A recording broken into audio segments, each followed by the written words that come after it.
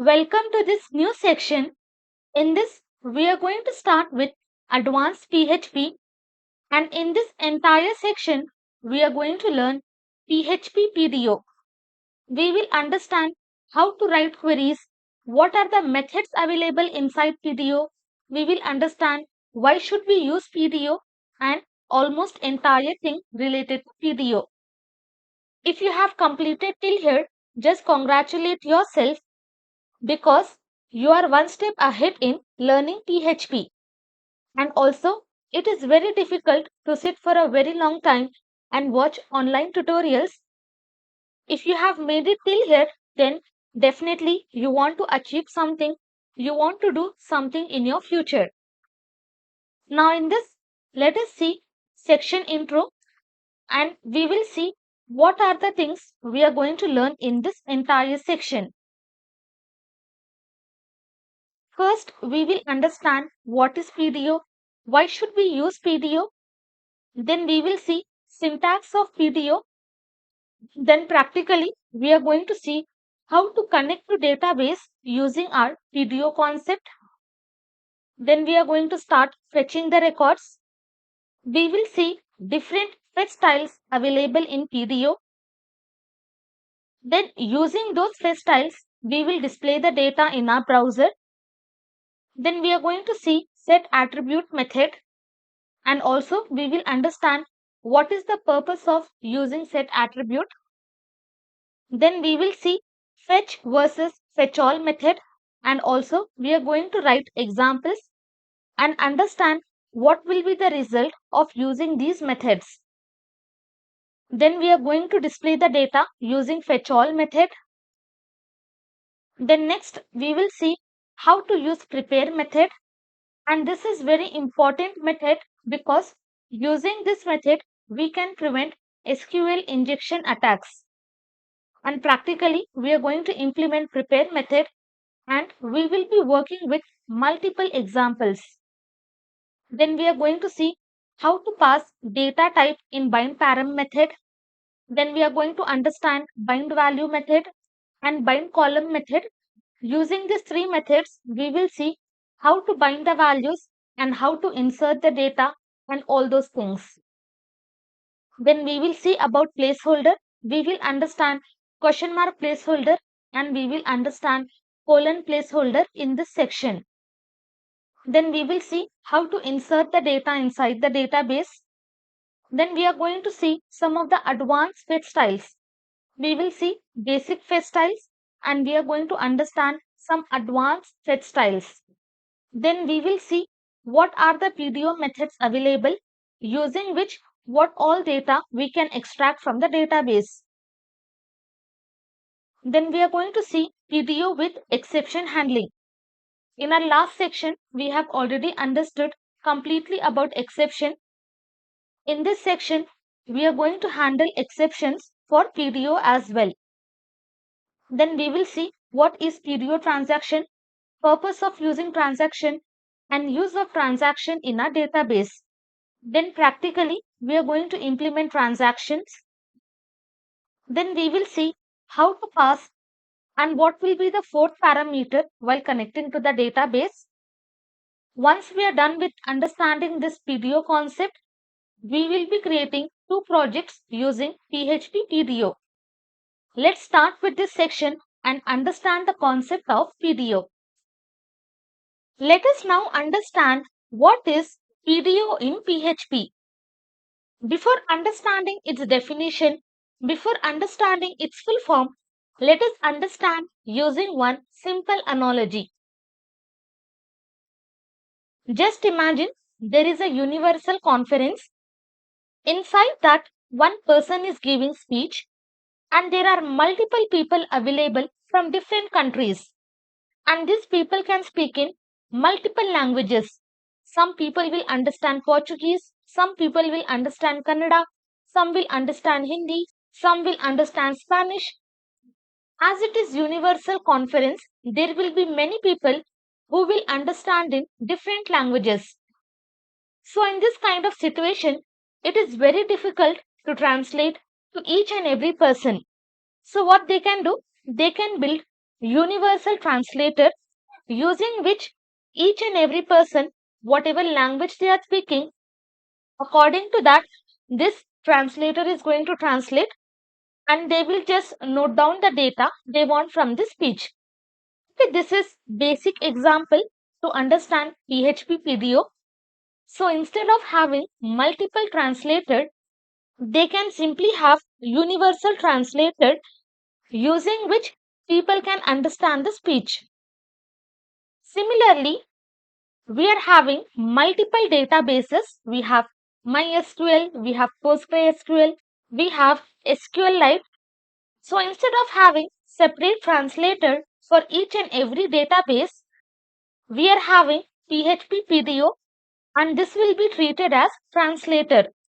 So instead of having multiple translator and separate translator for all the databases, we are going to use PHP PDO, which will be treated as universal translator, and this PDO will understand each and every syntax of the database and it is going to translate queries from our PHP language into a specific syntax required by corresponding database system. So PHP will be treated as universal translator in this case. So just as a universal translator simplifies communication in a multilingual conference, PHP PDO, it is going to simplify interaction in PHP by providing consistent interface regardless of the underlying database being used. Doesn't matter what database we are using, PHP PDO will understand and accordingly it is going to check for the syntax and it will be generating the desired result. And what it is going to do? It is going to abstract away the differences between database system, making it easier to develop applications that can work with various databases without needing significant changes to the code. Suppose you are working with MySQL and suddenly you have changed your database to SQLite. So there will be some syntax difference. But if you are using PDO, you do not have to change the entire code, only few changes and you are ready with your code. In this entire section, we are going to work with PHP and we will be working with MySQL database. And you should understand there are three different ways to code with MySQL. We are having MySQLi procedure, we have MySQLi object oriented, and we have PDO. Till now, we have understood how to use MySQLi, and using this both, we can only work with MySQL database. But with PDO, we are having multiple databases. Apart from this, we are having multiple database. Using PDO, we can work with all these databases. So it stands for PHP data objects and it is nothing but it is PHP extension that provides a uniform interface for accessing databases in PHP. And also it serves as a database access layer, allowing developers to interact with databases using a consistent set of functions regardless of the specific database management system being used. Okay, doesn't matter what database system you are using PDO, with only few changes, you are ready with your code. Let us understand some features and functionalities which PDO includes. We are having database abstraction. So for this, PDO offers a consistent API for accessing different types of databases such as MySQL, we have PostgreSQL, we have SQL Server, we have Oracle. So this means developers can write code that works with any supported databases without needing to change underlying SQL queries. We have prepared statement. Using this feature, it helps to prevent SQL injection attacks by separating our SQL logic from data and also making our queries more secure. Then we are having error handling. PDO provides robust error handling mechanism which will allow developers to easily detect and handle errors that occur during database operation. Then we are having database driver support. Using this, PDO supports wide range of database drivers which will help developers to connect and interact with various database systems. Then we have transaction support. This is essential for ensuring data integrity and consistency in application that is going to involve multiple data operations. These are some of the key features which PDO includes. So now you will be having a big question. What should you use? You should use MySQLi or you should use PDO. So the answer is very simple. It depends on your requirement. But let me show you some of the points so that later on it will be easy for you to understand what is your requirement and what technique you should use to connect to the database and work with database. You should remember PDO will be working on 12 different database system. Maybe it will increase in future, but as of now it is working on 12 different database system. But MySQLi will only work with MySQL database. Maybe in future, if you want to switch your project to another database, then using PDO, the process will be very easy. You have to make only few changes and you are ready with the code. But if you are using MySQLi, then you have to make lot of changes and each and everything has to be changed. But using PDO, the process will be very simple and easy. And with MySQLi, you need to rewrite entire code. Whatever queries we have written based on the database syntax, you have to change entire thing. But if you are using PDO, the process will be simple and with only few line of changes, you are ready with another database system and you can work on 12 different database system using PDO. But most of the time, it depends on our requirement. If you are using only MySQL, then you can definitely use MySQLi to connect to database. In future, if you are planning to switch database system, then definitely you can start using PDO in your projects. Let us now understand syntax of writing PDO. So before that, let us see different steps for connecting to the database. And you should understand there are 3 steps involved both in object and procedure programming to write our PHP code and work with database. So here I am having file. Inside this I have written PHP script. Here I am having database and in this entire section we are going to work with MySQL database. So both in procedure and object we are having 3 steps involved. First, we are going to do the connection. Second, we are going to execute our SQL query. And finally, third, we are going to close our connection. So these are the 3 steps involved for connecting to the database. Now let us see syntax of writing PDO and what is the code we have to write to connect to our database. First step, we have to do the connection. So here, what we will do, first for database name, we will be writing this exact same thing. As we are working with MySQL database system, so here I have written MySQL. If you are using any other database system, accordingly, you can change the database system here. Then you should write colon. Host, you have to write localhost. If you have hosted online, according to that, you should give the path. Then just put semicolon. We have to write database name. And what database we are working, that database name has to be passed. After that, we are going to create one variable connection. You can give any name. And we are going to create our PDO object. This is how we are going to create object, new PDO. Inside this, we will be passing 3 parameters. So basically, there are 4 parameters. Later on, we are going to understand about 4 parameters. But here, as of now, we are only going to pass 3 parameters: database name, username and password. So for this database name, we have already assigned this entire value. So we are just passing that variable here. Second step, we should run or execute our SQL query.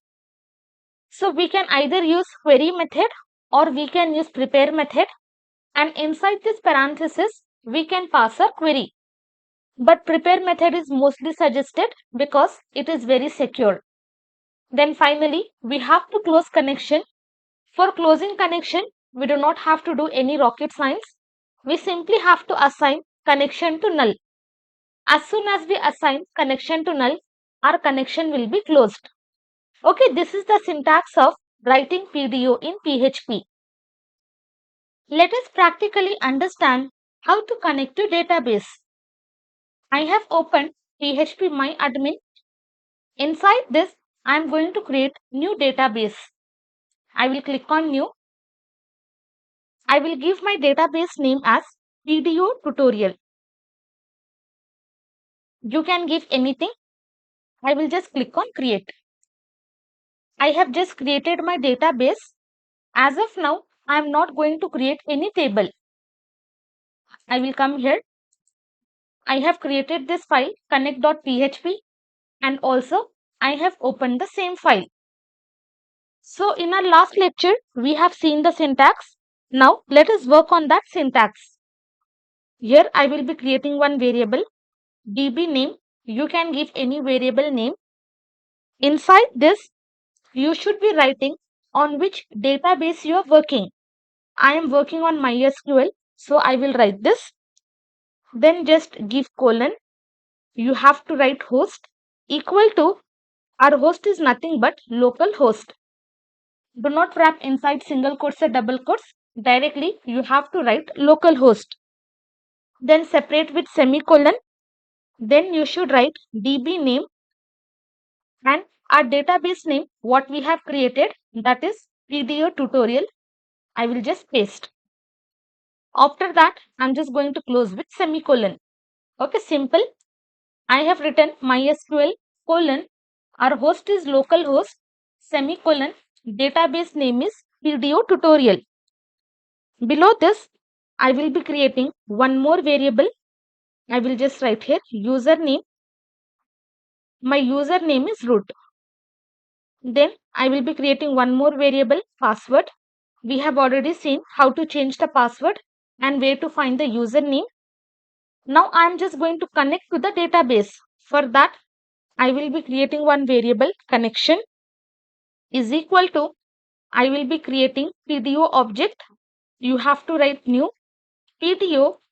Inside this, we are going to pass 4 parameters. But as of now, we are going to work with only 3 parameters. First, we should pass our database name, for which this entire thing is assigned. Second parameter, we should be passing our username. Directly, you can pass entire thing here without assigning to any variable. But for readability, we are creating separate variables and assigning the value. And while creating the object, directly we are passing the variables. Then third parameter, I'm just going to pass password. Okay, very simple syntax. This is how you have to remember. Below this, I will be checking if I am successfully connected to the database or not. So here I will write if connection. If it is successful, then simply I just want to echo connection is successful.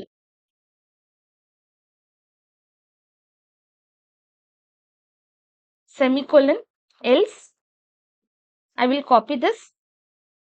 Below this I will paste, and here simply I am just going to write connection is not successful.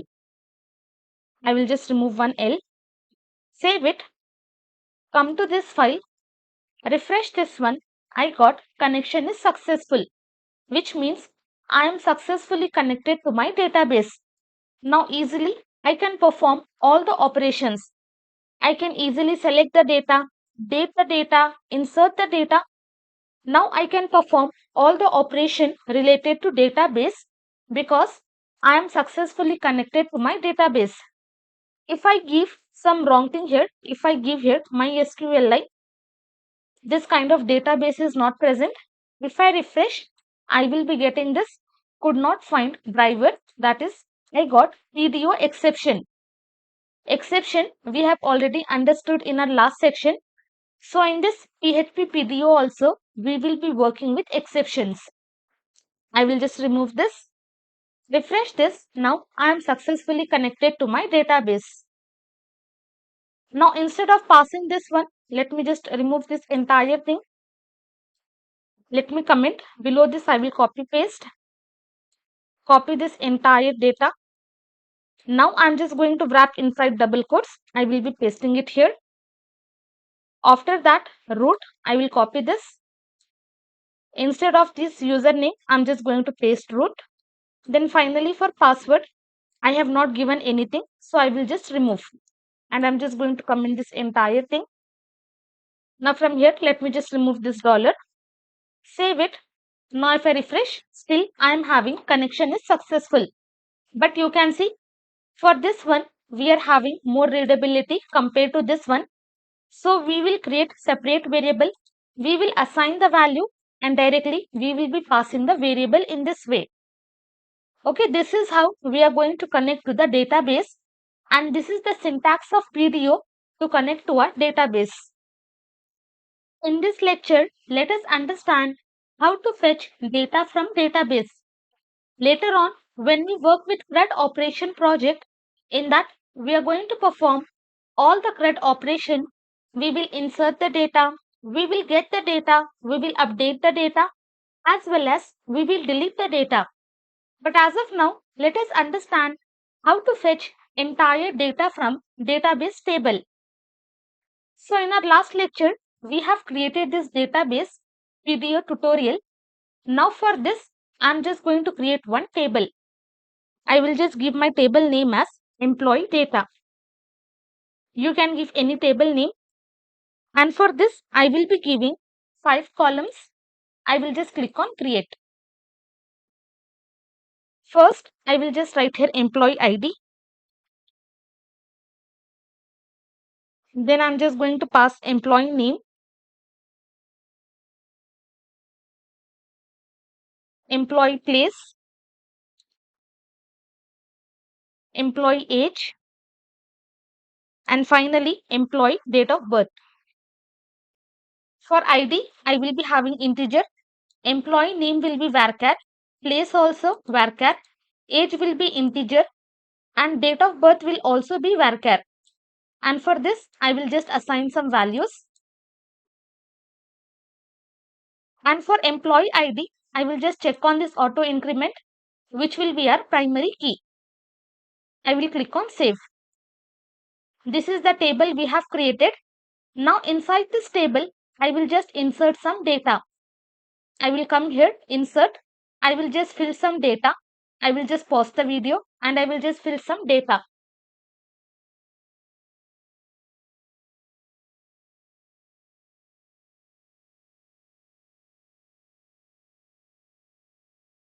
I have written some data inside my table. I have entered 3 data. First row, I am having this data. Second row and third row. Now what I want from this database table, I just want to fetch entire data and I want to display in my browser. I will just minimize. Here inside this toFetch.php, I have included connect.php, inside which we have connected to the database. Now I will just reverse the condition. If my connection is not successful, only then I should display this message, or else I do not want to display anything. Save it, refresh this one.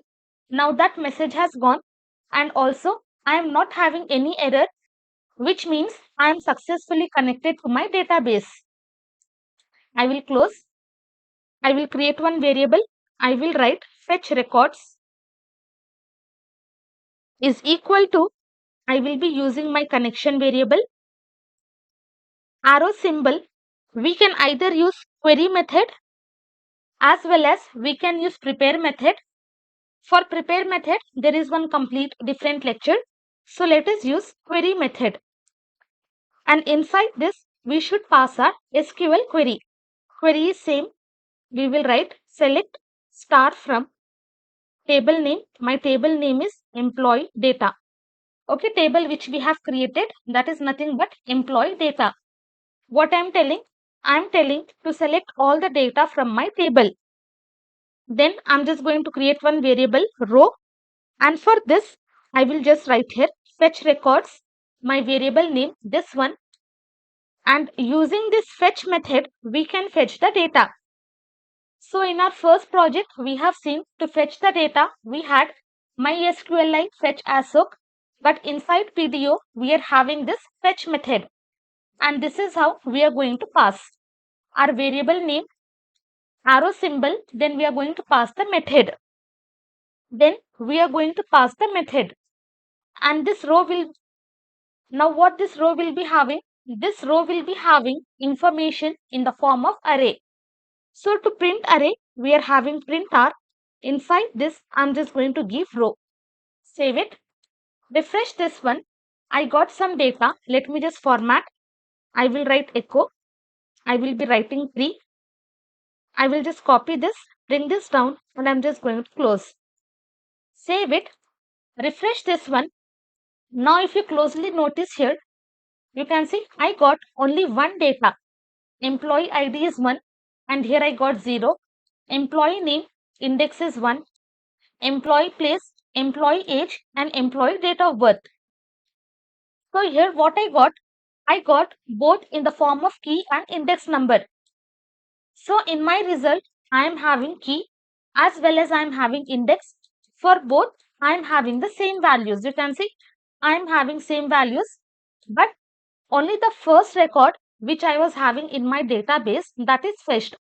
Only this data is fetched, first record. You can see here I am having Khanam, Bengaluru, all this data. Only the first record is fetched. But I do not want this one. I just want to fetch all the data. So for fetching all the data, in our first project, what we used? We used while loop. Similarly, let me just comment this out, entire thing. Below this, I will write one comment. I will write single record. Now here, let us write multiple records.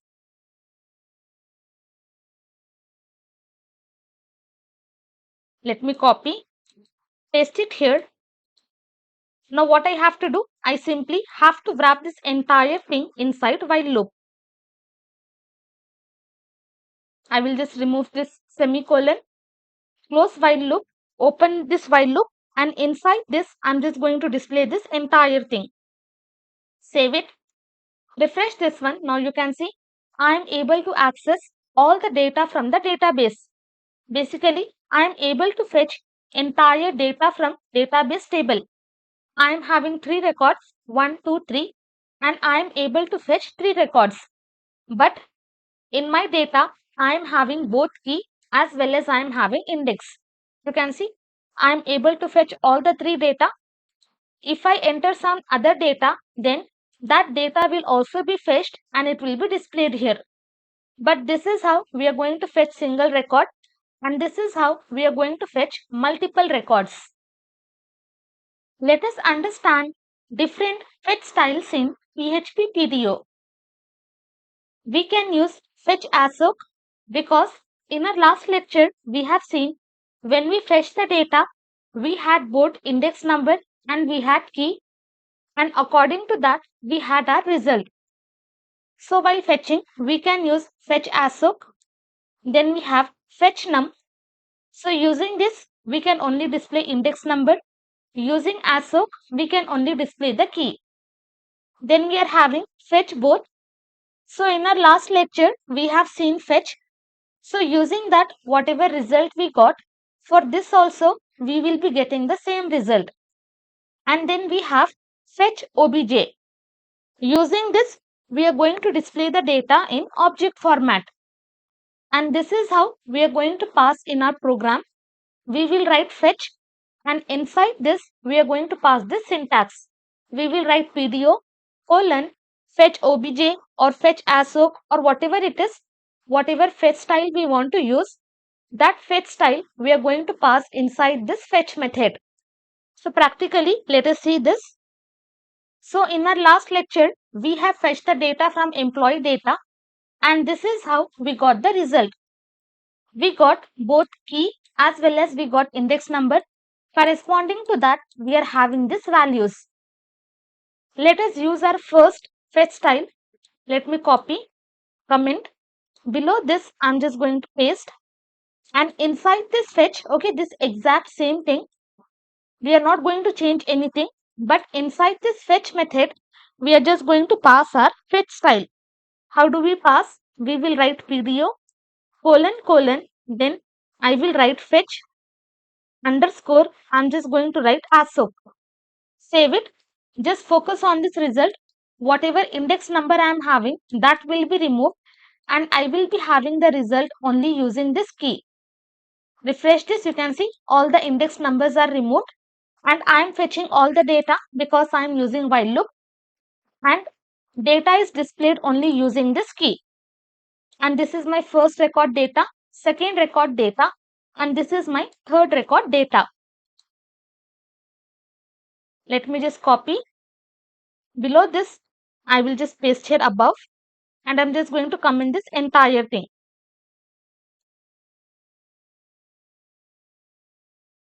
Copy this entire thing. Below this, I'm going to paste. Next, we are going to see fetch num, and inside this, I'm just going to pass num. I will just write here num. Save it. Now, data will be displayed only using index number. You can see 0, 1, 2, 3, 4. So, using ASOC, we can only display keys, and using num, we can display the data only using index numbers. Let me just copy. Below this, I will be pasting, and this one, I'm just going to comment it out. Next, we are going to see both. Even if you don't write anything here, let me just remove this entire thing. Save it. Refresh this one. I will be having key and index. Now, if I just write here, fetch both, then also I will be having the same result. Refresh this, you can see there is no change in the result. Instead of passing this, this is the default. If you don't pass, then also you are having the same result. If you pass, then also you will be having the same result. Accordingly, you can choose and you can display the data. Let me copy. Below this, I will be pasting. Now, let us see OBJ.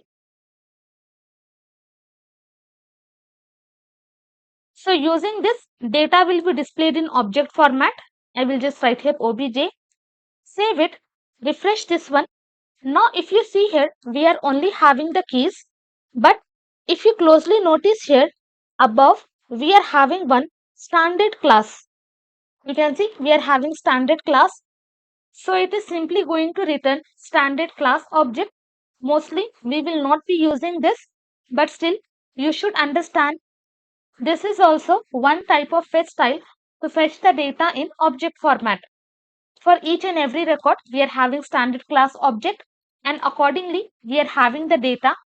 Entire data is wrapped inside parenthesis, and whatever data we are getting only using keys. It is not going to display index number. We will get the data in the form of keys. So these are different ways of fetching the data, and this is how we will be using in our program. In this lecture, let us understand how to display this data. We have fetched entire data from the database, and we are having this column names, and then we are having this data. But here you can see entire data is displayed in the form of array, and this is nothing but associative array. Now if I just want to access this value, how I can do? And here I have used fetch ASOC method. Let me just remove this entire thing. Instead, I will just write here echo. I will be writing my array name. Array name is row. Inside this, I'm just going to pass this key. Copy, and here I will be pasting. Save it. Refresh this one. Now you can see I am able to access only keys. Then below this, I will just paste it all. Here we are having employee name. Then we have employee place. We have employee age. Finally, we are having employee date of birth.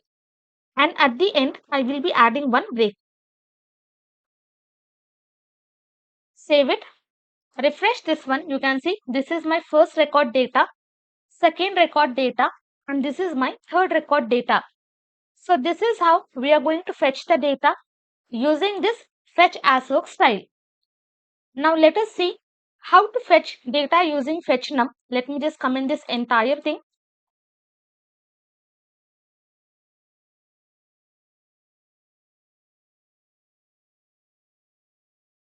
Save it. Refresh this one. This is how I got the data. I am having associative array, but here I am having index as my key. Let me just remove this entire thing. From here, I am just going to copy. Below this, I will be pasting, but here, instead of displaying this key, I simply have to display the index number. For first one, I am having index as 0, so I am just going to pass. But while we are passing the index number, we do not have to wrap inside single quotes or double quotes. Directly, you can write integer number. Save it. Refresh this one. Again, I am able to access the result. For fetch assoc style, we are going to pass the key, but for fetch num, we are going to pass the index. Let me just copy this entire thing. I will just comment this out. And for this fetch both also, we can use both index and key. Let me just paste. Save it. Refresh this one. I am able to access the result. And from here, I'm just going to copy this entire thing. Paste it here. Save it. Refresh this one. Still you can see I am able to access the result. I can either use index or I can use key when I am using this fetch both style. And this is the default. Even if I don't use this, let me just remove. Refresh this one. Still I am able to access using index as well as I am able to access using keys. Let me just comment. But for this fetch obj, we are having different syntax. Save it. Now this is the result I got. I got standard class object. Now to access this directly, I cannot pass my array name and I cannot pass either index or key because this is not array, this is an object.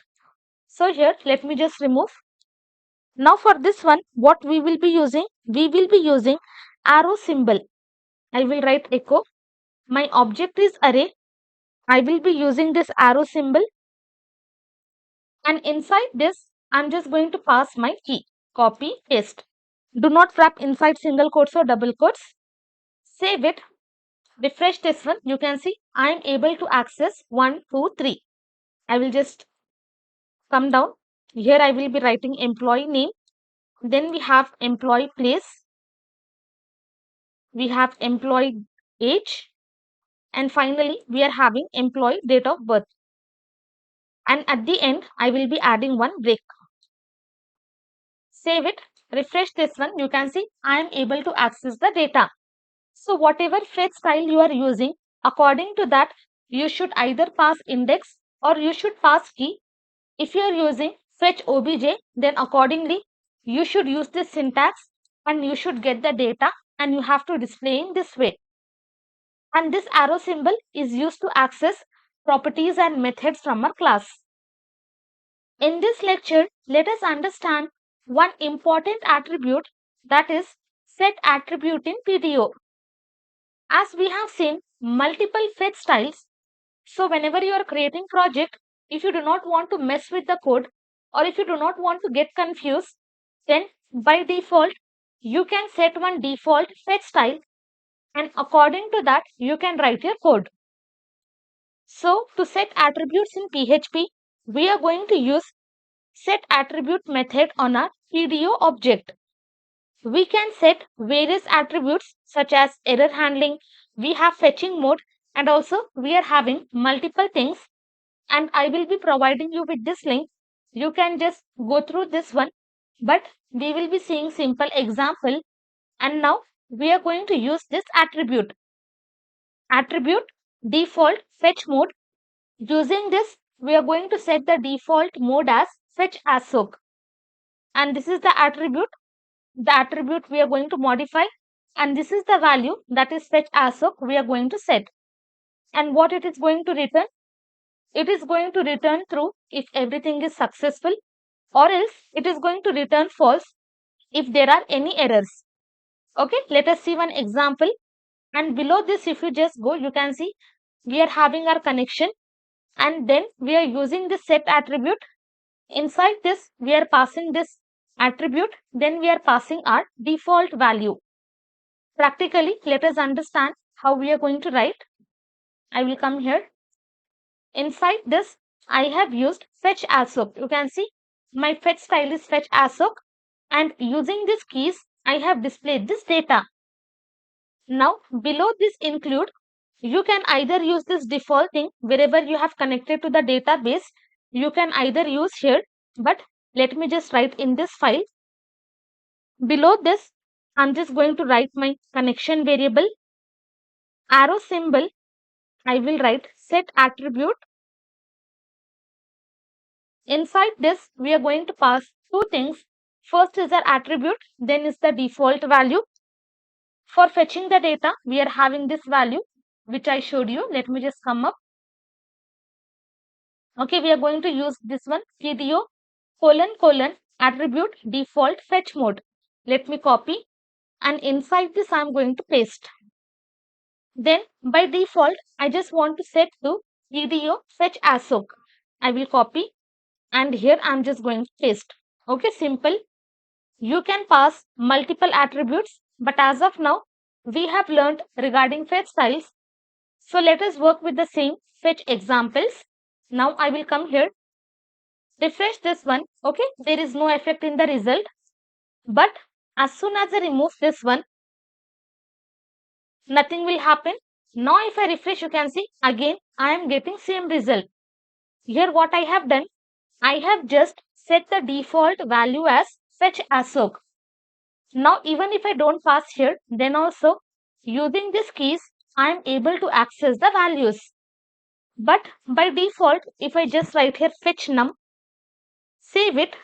Now as soon as I refresh, I will be getting warning, employee ID, employee name, employee place, all these are undefined. Why? Because while using fetch num, we have to access the data using index number. So instead of passing keys, we should be writing index number. Let me just remove this. I will write 1, then I will be writing 2.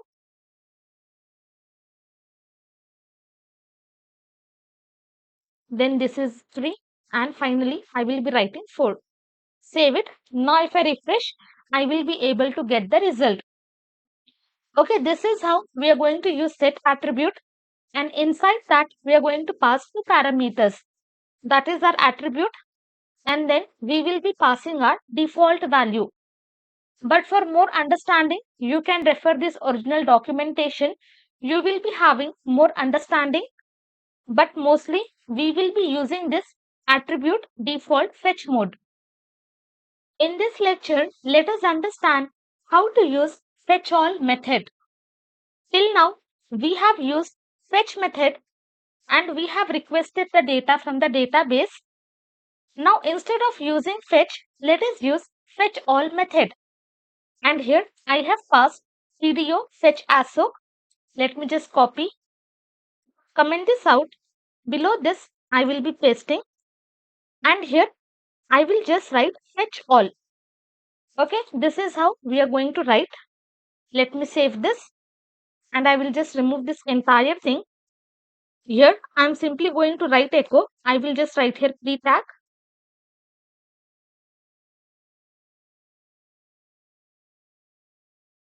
And in between, I will just write print r, and inside this, I'm just going to pass row. As of now, I'm just going to remove this one fetch style. Save it. Now instead of fetch, I have simply used fetch all. Now let us see what will be the result. Refresh this one. Now what result I got? I got array inside array, which is nothing but our multi-dimensional array. So using this fetch all, what we are doing? We are getting all the data at once, and entire data is converted into array, and now we can easily access the data and we can print the data. And difference between fetch and fetchAll is whenever we are requesting data using fetch method, it is going to refresh our server again and again. But using this fetchAll, we are getting entire data from the database at once. And whenever we want, we can easily print the data. So that is the reason we are using fetchAll. And one more advantage of using this fetchAll method is we do not have to use while loop, because as I mentioned, using this fetchAll, we are getting entire data from the database at once. So let me just comment. Below this, I will be pasting.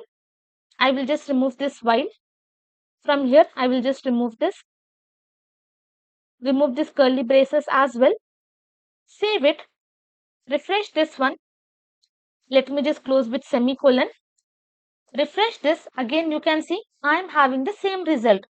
So when you are using fetchAll, you do not have to wrap entire data using while loop, because fetchAll is going to get all the data from the database and it is going to display entire data inside one array. So this will be treated as multi-dimensional array. And inside this fetchAll also, you can pass all the fetch styles. Let me just copy. Below this, I will be pasting. Inside this, I will just write PDO colon, I will write fetch ASOC.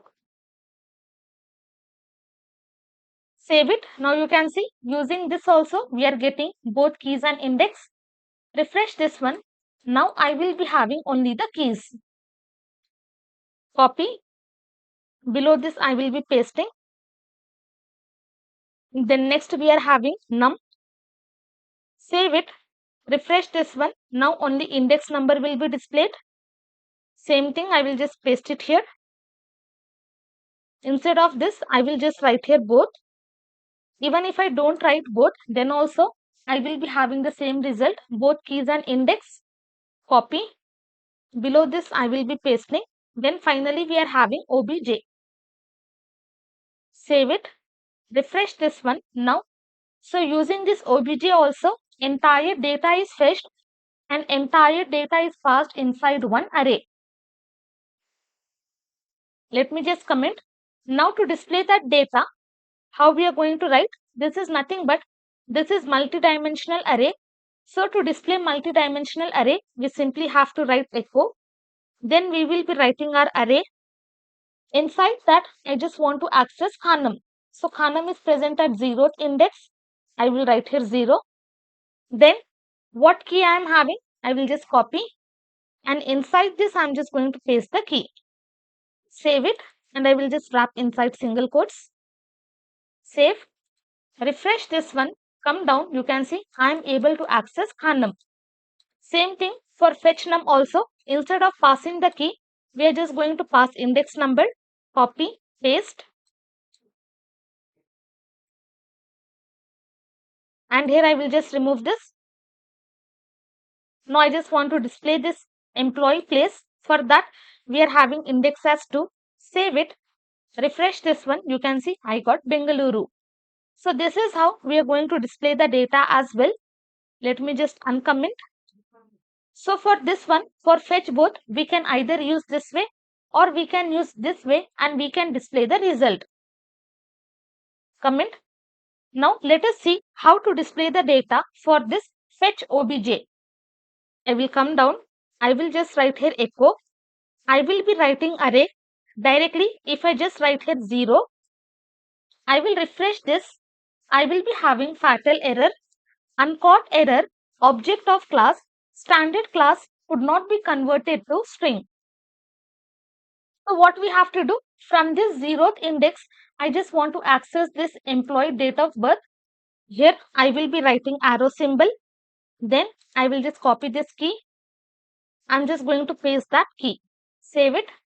Now refresh this one. I am able to access date of birth. Okay, these are the different ways of displaying data when we are using fetchAll. So do not get confused. Using fetchAll, we are getting all the data at once and that will be displayed in the form of array. And that is nothing but multi-dimensional array. And whenever we are using fetchAll, we do not have to wrap entire data inside while loop. Directly, we can pass in this way and we can get the result. In this lecture, let us understand how to display data using fetchAll method. So here, I have used setAttribute and I have set the default fetch style as fetchASOC. And simply, I have used fetchAll method and I have displayed this entire data. Now below this, I just want to check if I am having records in my database or not. If I am not having any records, then simply I should be displaying no records found. How we are going to use? We are going to use our array method, that is count. So using this fetchAll, we are getting entire data in the form of array. So what we can do? We can simply check here if count method, inside this I will be passing array. If it is greater than 0, only then fetch entire data. I will just close. Else, what I want to do, I just want to echo no records found. Save it.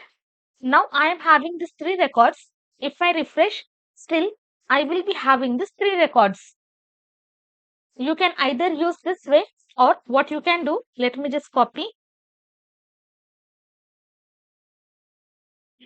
Below this, I will be pasting. Simply, you can use count.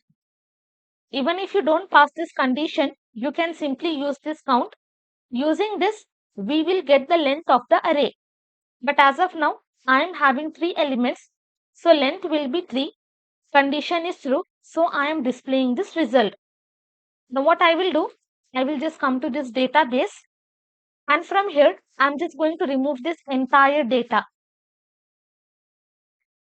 I will just click on operations. And from this, I am just going to truncate my table. Whenever we are doing truncate, we are not deleting the table. Instead, we are deleting entire data from this table. Now I am not having any data. I will come here. Now if I refresh, I will be having no records found. Because my length will be 0, condition fails. I will come inside else part. Whatever code I am having inside else part, that will be displayed. Again, I have added the same data. Let me come back. Now if I refresh, I will be having entire data again. Now what I want, now instead of writing each and every key to display the data, we are going to use for each loop. Because this is array and to iterate over array, we can use for each loop. I will just paste the code. Now inside this, let me just remove this entire thing. I will write for each loop. Here first we should be passing our array. Our array is row. Then we should write as keyword. Then we are going to write value. And if you closely notice here, inside array, we are having another arrays. So first time my value will be this and this is nothing but an array. So to display array, again, we are going to use print r. Inside that, I'm just going to use value. And after every iteration, I just want to add break. Save it. Now if I refresh, you can see I'm able to access this data. First array, second array and third array. So for better understanding, let me just copy this. I will just paste it here. And instead of this row, I will just write value. And from here, I will be removing this value. I have just formatted. Now if I refresh, so I am having 3 arrays. First iteration, first array. Second iteration, second array. And third iteration, third array. So my value is nothing but it is an array. Now to display individual value, what you have to do? Again, you have to use for each loop. That is nested for each loop. We have already seen this in our arrays section. If you want to know more about this, you can visit that section. But here, what I will do, below this, I will be writing another for each. For each. Inside this, now I should be passing my array. Now my array is nothing but value. Paste. I will write as and simply I'm just going to write data. Now this data will be holding these individual values. So simply I can use echo and I can display data. And after this, I will be adding one break. Save it, refresh this one. You can see using this value, I got this entire array, and using this another for each loop, I am able to access all the values from this array. For second also, I am able to access, and for third also, I am able to access. Okay, this is how we are going to use for each loop, and this is how nested for each loop will be working. If you are not getting what we have done here, just visit array section. In array section, you will understand how to iterate through an array, and also you will understand how nested for each loop will be working. In this lecture, let us understand prepare statement. And this is very important statement because using this, we can prevent SQL injection attacks. And this statement is very secure. Let us see the syntax of using prepare statement. So previously, whatever we have used, entire thing will be same. But whenever we are using prepare statement, basically we are getting data from the user. So for that, we are going to use one placeholder, that is the question mark. So first, we are going to do the connection. Similar way, we are just going to write DB name. Entire thing will be same. Then using this new PDO, we are creating PDO object, and inside that we are passing these three parameters: DB name, username, and password. Then we are going to run our SQL query. And as I mentioned, whenever we are using prepare statement, we are getting data from the user. And for that, we will be using our question mark placeholder. So here, I am selecting all the data from employee, where my employee name is equal to, I have just given the placeholder as question mark, and employee place equal to placeholder as question mark. Now what I will do, whatever data I got from the user, I will be storing inside one variable. After doing this prepare statement, I just have to bind the values. So first I am having employee name. So that is the reason I have written 1.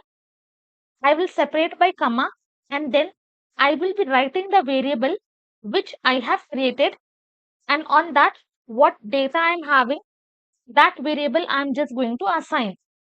Second, I am having employee place.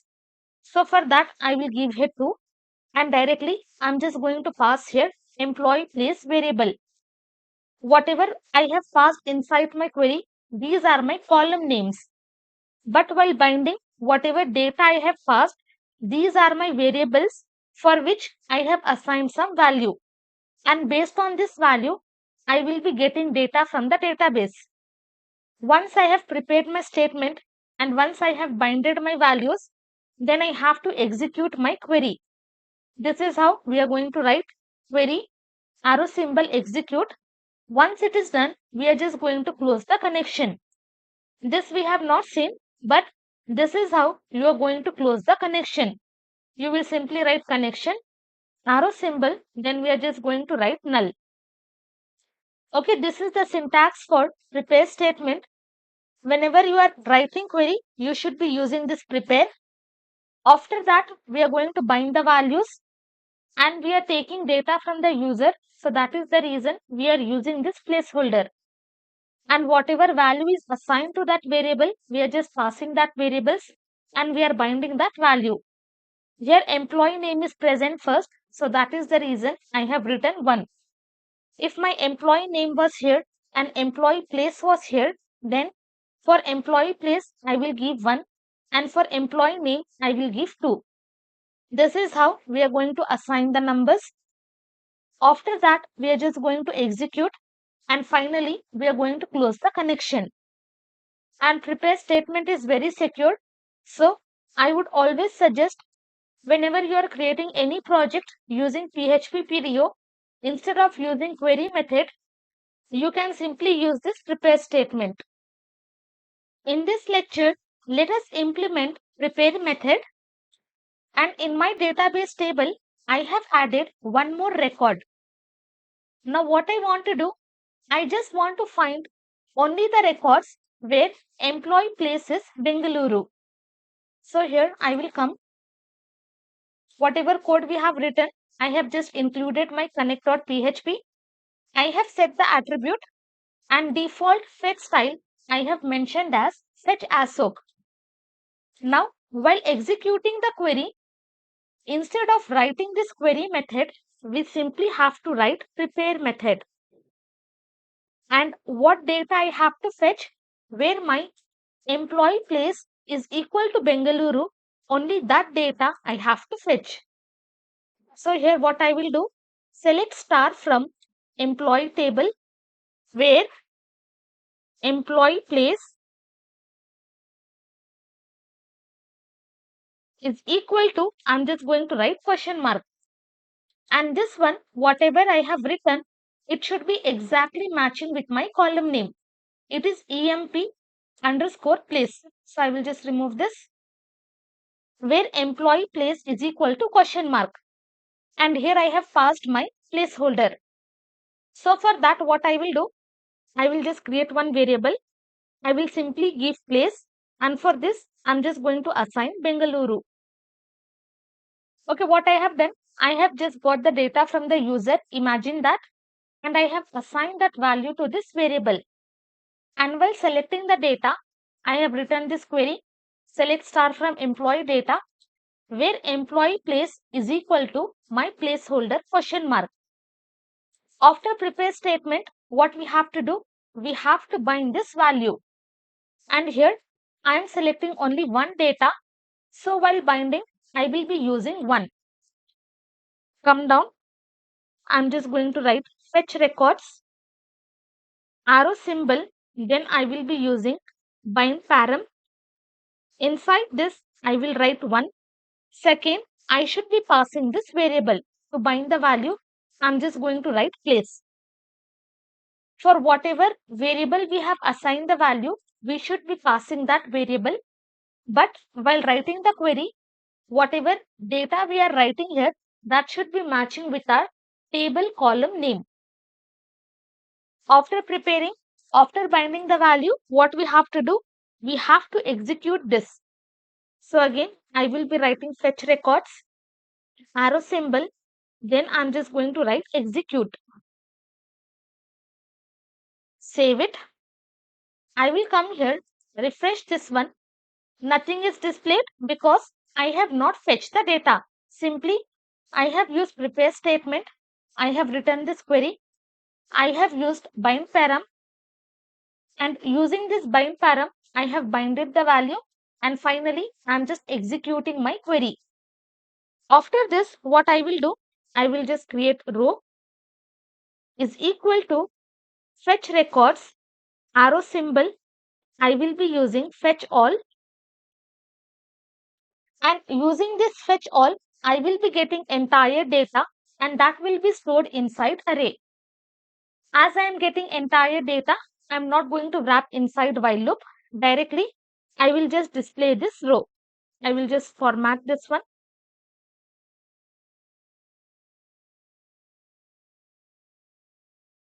And in between, I'm just going to print this. Save. Refresh this one. Now you can see I got only two data, 0th index and first index. And for this first data, I am having index as 0, second data index as 1. And if you see here, employee places Bengaluru and employee places Bengaluru. And in my table also, I am having only two records where my employee places Bengaluru. So that is the reason I got this result. Now here, if I change to Mumbai, save it, I will be having only 0th index. Inside that, I will be having only that employee data where employee places Mumbai. Okay, this is how we are going to use prepare statement. Do not be in a hurry. Just practice this prepare statement because this is very, very important. So whenever we are using prepare statement, while passing the query, we are going to get user data. So user data I have assigned to one variable. And while binding, we are just passing that variable. And as I am having only one employee place, so that is the reason I have passed 1. Here I will be writing and. Let me just comment this one. Below this I will be pasting. Now here I will write and operator. I will simply write employee name is equal to question mark. For employee name also, I will be creating one variable. My name is equal to, I will simply write Khanam. Now for Khanam, place is not Mumbai. Let us see what result we are going to get. Again for this name, we have to bind the value. And Khanam is present at second position. Employee is first. Employee name is second. So here I will be writing true. And for this, I'm just going to pass this variable. Now refresh this one. I got empty array because using this AND operator, both the condition should be true. Now here I'm just going to write Bengaluru. I am having one record where employee name is Khanam and place is Bengaluru. Refresh this. Now I am able to fetch that record. This is how prepare statement will be working. Just take your time and understand how should you write this prepare statement. After this, how to bind the values, how to execute, and finally, how to fetch the data. And here also, you can use for each loop and you can access entire data. Only thing, you have to remember the concept. Later on, using all this concept, we are going to build 2 amazing projects. In this lecture, let us understand how to pass data type in our bindParam function. So whenever we are getting data from the user, we should always check whether that data is integer or that data is string. So in PHP PDO, there is a way to check that. So here, inside this bindParam, we are passing the value because here we are giving employee place. And then we are passing variable from where we have got user data. And third parameter, we are going to pass data type. Let me just write the first syntax, then I will tell you what are the data types available. We will write PDO colon param underscore str for string data. If I save this, we can easily tell employee place will be in string data. So that is the reason we are passing third parameter as param underscore string, which means that this data should be string. Now if I refresh again, I will be having the same result. But here if I give integer, it is not going to recognize what is this. As soon as I refresh, I will be getting entire data from the database. So using this, we can easily validate user data and we can display that specific data. So we are having multiple data types which can be passed. We are having string data to check whether it is a string or not. For that, we are writing PDO colon param string. For integer, you simply have to write int. We are having null, we are having boolean. So accordingly, based on your needs, you can pass this data type. But whatever method you are passing here, that will be third parameter inside this bindParam. And below this, I will just write here id. id is equal to 4.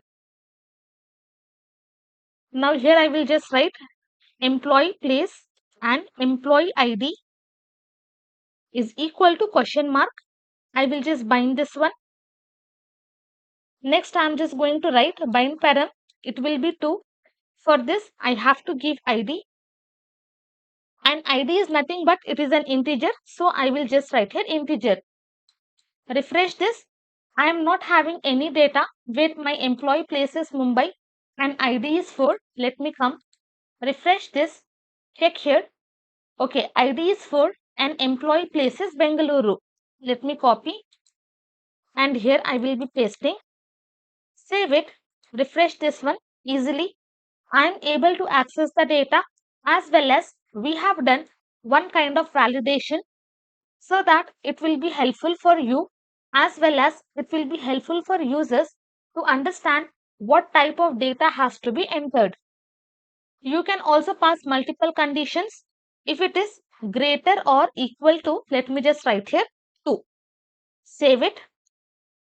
Refresh this one. Still I am having only one record. Now instead of and, I will just write here or. Save it. Refresh this one. Greater or equal to 2. So I got 2, 3, 4. And here employee place is Bengaluru. So for that I got employee ID as 1 as well. So let me just change to Mumbai. Now I will be having only 3 records. This one, and this one, because here employee ID is greater or equal to 2, as well as places Mumbai here, and we have used OR operator. So that is the reason we got this result. You can use in any which way, and whatever data you want to fetch from the database and whatever data you want to display to the user, accordingly you can pass data type, you can write the query and fetch the data from the database. In this lecture, let us understand how to use bindValue. Here, for binding, we have used bindParam. Similarly, we are having bindValue. Now, in place of this, let me just copy. Below this, I am going to paste. Instead of param, I am just going to write value. Okay, entire thing will be same. If I refresh, I will be having the same result. The only difference between bindParam and bindValue is whenever you are using bindValue, while binding the data, you can pass variables as well as you can pass the data. Now, instead of passing this variable, directly I am just going to pass the value, save it, refresh this one, I will be having the result. Copy comment. Below this, I will be pasting. But same thing, if I use bindParam, save, refresh this one, I will be having this uncaught error PDO statement bindParam. So whenever we are using bindParam, we should always pass variables while binding the data. If I pass value, it is not going to work. It is going to throw this fatal error. So this is the basic difference between bindValue and bindParam. Accordingly, you can choose what method you should use and you can use in your program. But there is also another way. If you do not want to use bindParam and also if you do not want to use bindValue, simply what you can do, copy this entire thing. Below this, I will be pasting. From here, I am just going to remove this line. Okay, I am not using bindValue as well as I am not using bindParam. Now, if I refresh, it is not going to work. I got PDO exception error. So, inside this, I need something to bindValue because using prepare statement, we will get the data from the user and for that data, we have to bind. But here, I have not used bindParam as well as I have not used bindValue.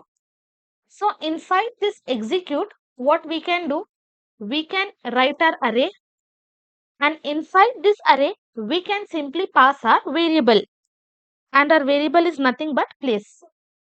Let me just copy and here I am just going to paste. So inside execute, directly I am just passing my variable. Refresh this, I got the result. Okay, there is also another way of writing this. Let me just comment. Below this, I will be pasting. Instead of writing this array function, we can simply write this square bracket and inside this, I'm just going to write my place. Save it. Refresh this one. Again, I am having the same result. Now, if I just want to bind two values, comment. Below this, I will be pasting. Here, I will write my name is equal to Khanam. And here simply I'm just going to write AND operator, employee name. Inside this, I will just write here question mark. After this, first I am having place. So I have written place, then comma, then I'm just going to write my name. Save it. I will just change the spelling. Now if I refresh, I got syntax error on line 63. Let me check. I will just close with semicolon. Refresh this one. You can see I am able to access the value. So you can either use BindValue, you can either use bindParam, or directly inside execute function, you can pass whatever variables we have created. Inside array, you can pass those statements. But here if I just change the position, let us see what happens. I will remove. Here I am just going to write place. Save it. Refresh this one. I got empty array. So in whatever position you have passed here, in exact same position, you should be passing those variables. Now here, my name, it will be treated as place value, and for my name, I have given Khanam. But inside my table for employee place, nowhere we are having Khanam. So that is the reason we got empty array. So you should be very careful with the position. If you are swapping the position accordingly, you should swap the positions in the query as well. Otherwise, you will not be getting the result. In this lecture, let us understand different bind methods. Till now, we have seen bindParam and bindValue, and using this, we have binded our values and we got the result. But these two methods will be binding input values. So whatever values we got from user, according to that, we are binding the values.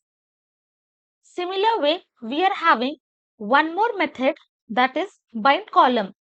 Using this bind column, we are just going to bind output values. Practically, let us understand how this will be working.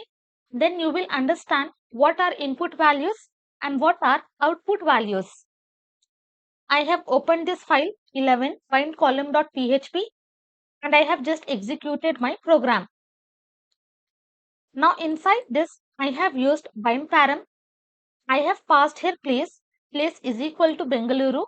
I have passed the value, and inside this I have passed third parameter, that is data type. If I refreshed, I got this result. But while using bindParam, we are not going to pass like this. We are not going to pass the data in this way. Instead of this number, we will be passing the column name present inside the table. Let me just comment. Below this, I will be pasting. I will remove this. I will not be using. And also, I'm just going to remove this condition. Now here, I will not be using star. Instead, I will come here. In my employee data, I am having employee name, employee place, and employee age. I just want to access data from this three column.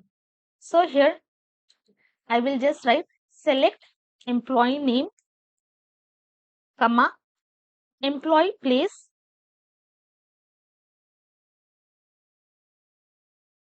and finally, I just want to access employee age from my employee table. I have not written any star. I have not done anything. I am just writing column names from which I want to access the data. And from where I have to access, I just want to access from employee data. When we used bindParam and when we used bindValue, we have created separate variable, and inside that we have assigned value. And that variable we have passed inside this method. But using bind column, let me just write here bind column. Here instead of writing one, I am just going to write exact column name. Copy, remove this. You have to wrap inside single quotes or double quotes, and you have to write exact same column name. And for this, you can create any variable. I will just write username. Now what happens? Entire data, whatever I am having inside employee name, that values will be stored inside this variable. Separately, I have not created any variable and I have not assigned any value. I am selecting employee name, place and age from this employee data.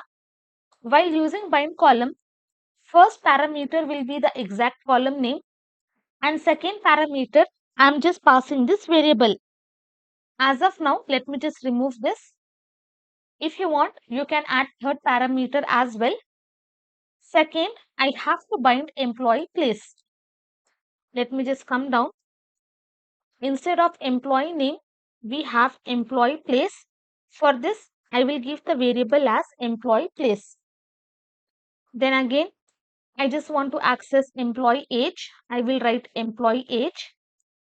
And for this, I will simply write age. These are the variables I have created. You can give any variable name. But for this column name, you should be passing exact same column name which is present inside the database. Okay, this one. Now I am just going to refresh this. You see what I got? I got employee name, employee place and employee age from my database, and entire data is displayed in the form of array because we have used fetchAll method. Now to access individual value from this index 0, what I have to do? I have to write echo. Then I will be writing my array. Inside this, my value is present at 0th index. I will write. Then I just want to access this employee name. Copy. Here I am just going to paste. I will just wrap inside single quotes. Save it. If I refresh this one, I am able to access Khanam. You can see whatever value I am having for this employee name, I am able to access that value. But here, what we have done, we have already binded the value of this employee name to this variable. So instead of writing this entire line, what I can do, I can simply write username. Save it. Now as soon as I refresh, you can see what username I got. I got Suresh. Using this syntax, I am able to access this first data because I have given index as 0. But here, directly I have binded this username variable. If I display that, I got last username as my result. So what I want to do, I just want to extract all the username from this data. So what we have to do, we have to use while loop. I will write here while. Inside this, I will be writing row. I will just copy this entire thing, paste it here. I will just remove fetch all. Instead, I have just written fetch. Now inside this while loop, I'm just going to echo username. And after this, I will be adding one break. Save it. I will just remove this. Save. We'll just refresh. Nothing will happen because here I have already fetched the data and I have displayed in the form of array. So I have to comment this. Now as soon as I refresh, whatever values I was having for username, I am able to access that values and I am able to display that values. But here when you are using fetch all, what happens? Only last data, whatever we are having, that will be displayed. So whenever you are using bind column, always remember use fetch method to access all the values from the database. Okay, you do not have to go deeply into this. Based on your requirement, you can do multiple trials and you can get the result. But this is how we are going to bind the values. But now what I want, let me just copy, comment. Below this, I will be pasting. I will just write example 2. Paste it here. Now, instead of writing this column name, what we can do, we can pass the numbers. 1, I will write here 2, and for this, I will be writing 3. So, in exact same order, I am just passing the number, and for that, I am just passing this variables. Again, if I just copy, below this, I will be pasting, uncomment. Let me just refresh this. Again, I will be having the same result. So, instead of passing exact same column name, in whatever order you have given, according to that, you can give these numbers and you can access the data. Now here, if I change to 2, 1 and here it will be 3, save it, refresh this one. Now I am able to access all the place because here for employee name, my position is 1 and for position 1, I have assigned the variable as place.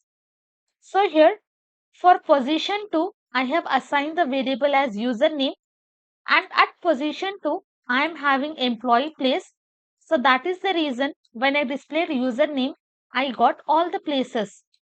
If I display place here, I will be getting all the usernames. Refresh this, I will be having all the usernames. So position matters here. You should be very careful whenever you are displaying this kind of data. This is how bind column will be working. BindParam and BindValues going to bind input values which are passing like this, but bind column it is going to bind output values. So this is nothing but our output result. So that is the reason we are passing this table column. In this lecture, let us understand colon placeholder. Previously, we have seen question mark placeholder, and whenever we are binding the values, we gave integer number based on the position. Now, let us use colon placeholder. Before that, let us use our question mark placeholder. Here, I will be creating one variable, place.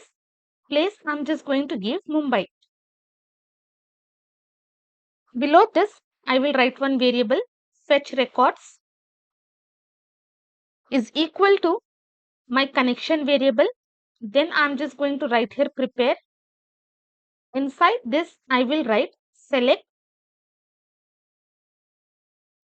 star from employee data where employee place is equal to question mark. Okay, previously we have seen about this question mark placeholder. Now we have used prepare statement. Once we use prepare statement, next we have to bind the values. So I will be writing fetch records, arrow symbol, bind value. You can either use bindParam or bind value. Inside this, I am just passing 1 because here I have passed only one column. So that is the reason I am passing 1.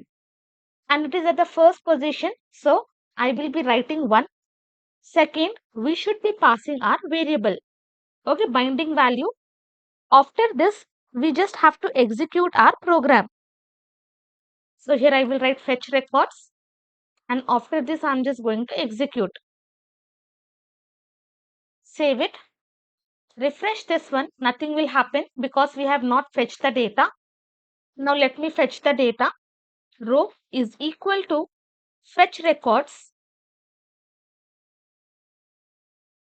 Then I will simply write fetch all. I'm just going to use print R, and inside this I will just display row.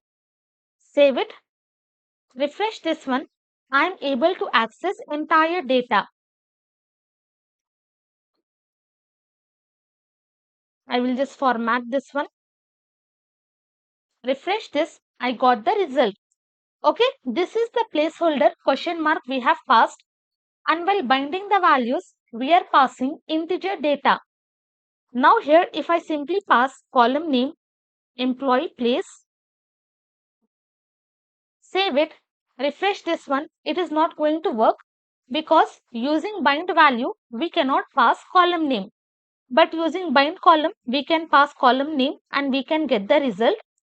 But this is very difficult to understand what is this placeholder, what value it is holding. So in this case, we are going to use our colon placeholder. Let me comment.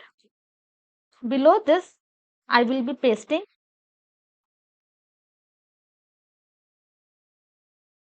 Now here, I will just remove this question mark.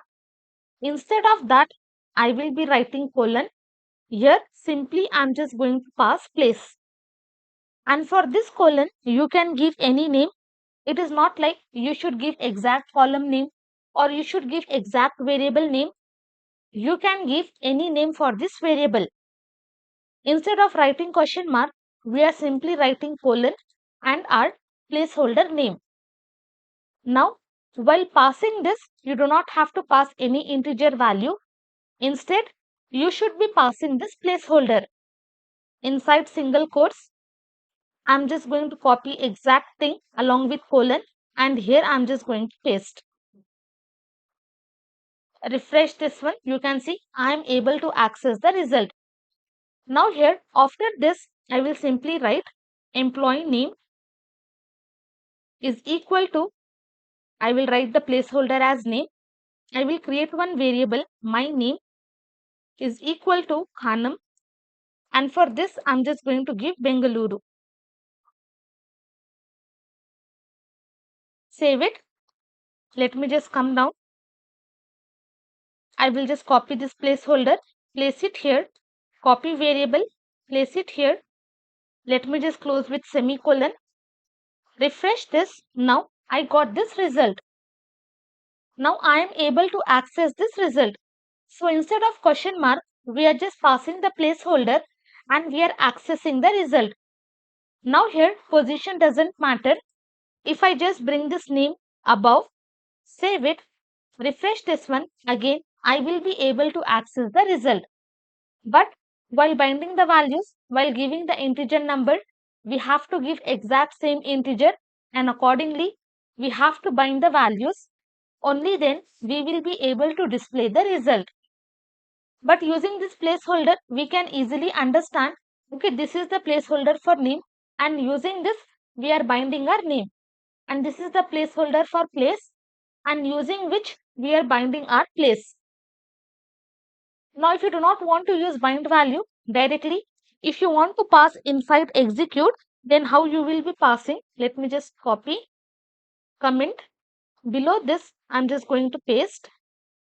Now, what I want to do, instead of using this bind value or bindParam, let me remove. Directly, I'm just going to pass inside execute. Previously, when we used question mark placeholder, let me just use question mark, and here also I will be using question mark. Inside this, directly we pass this variables.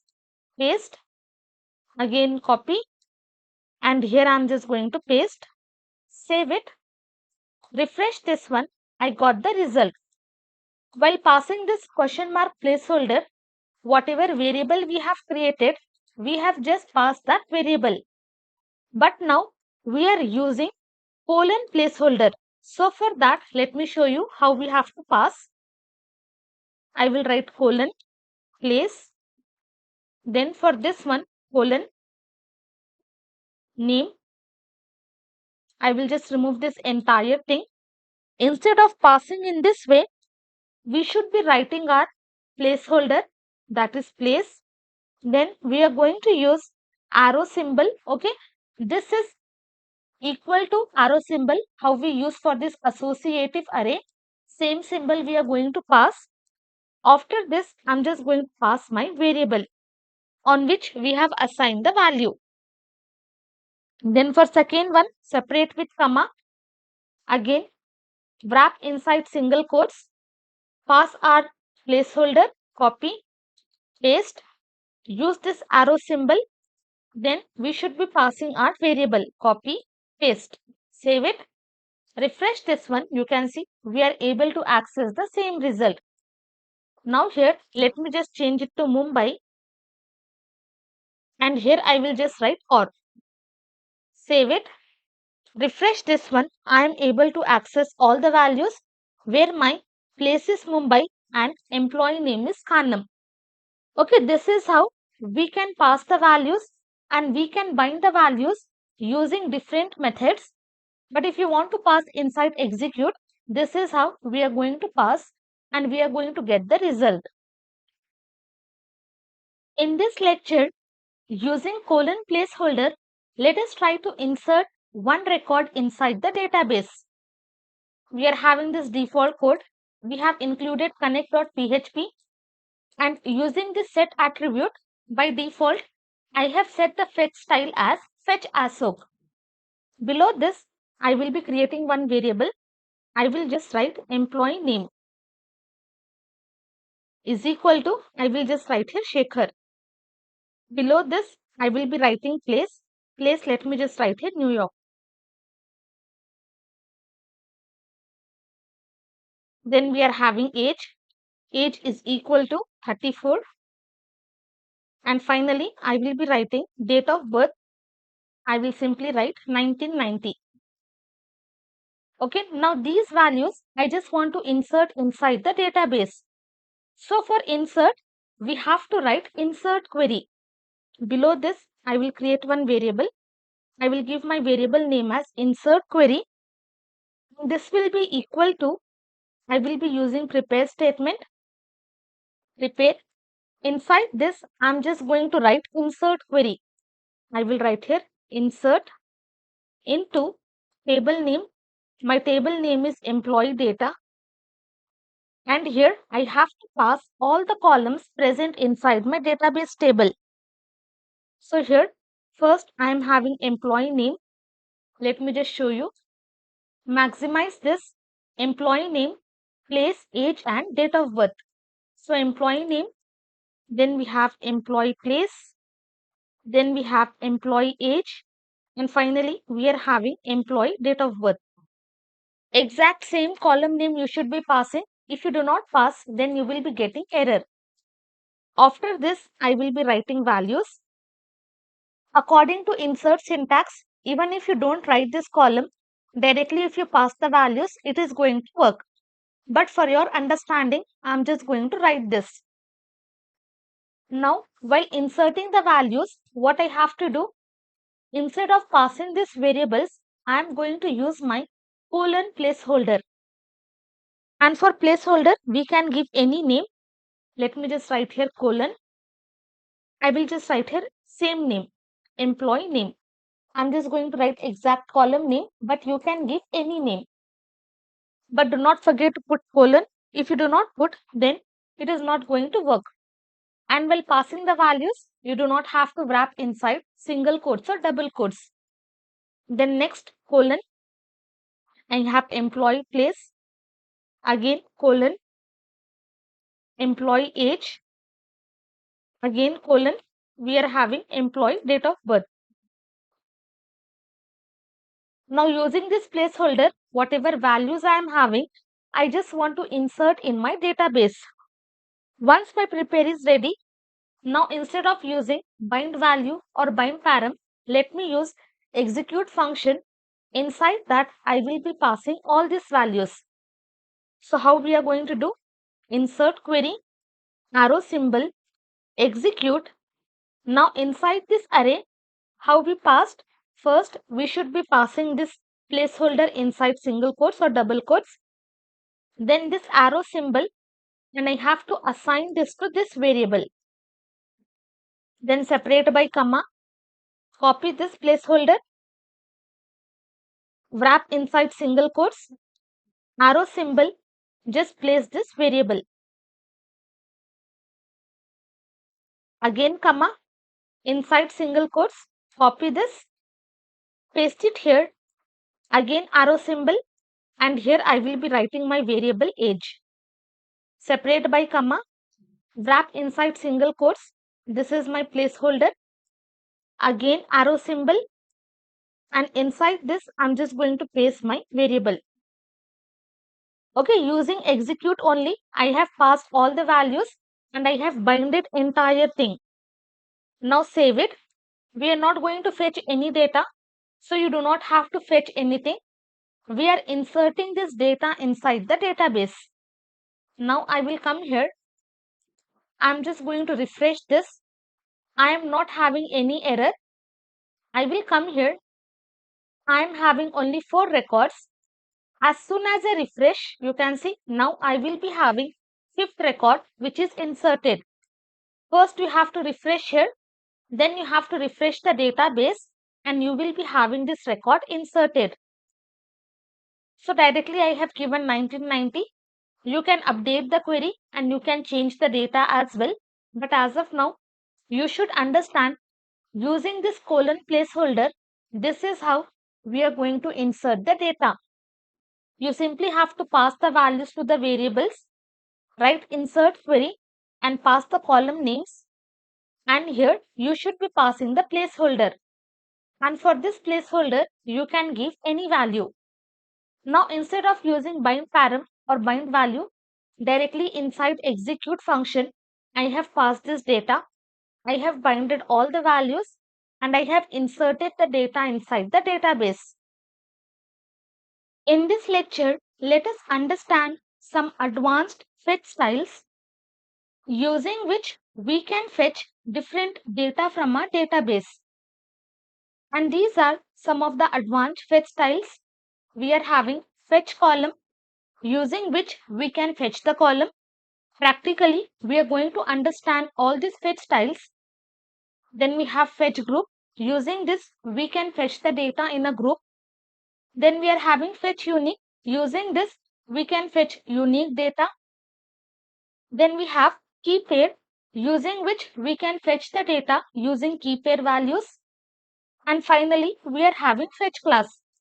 Accordingly, based on their names, it will be working, and we are going to fetch different data from a database. And this is how we are going to pass when we write fetch all method. Inside that, how we passed our fetch assoc or fetch num style. Similarly, we are going to pass this fetch styles. So practically, one by one, we are going to understand all these fetch styles. So here I have opened my file fetchstyles2.php, and also I have opened the same file in my browser.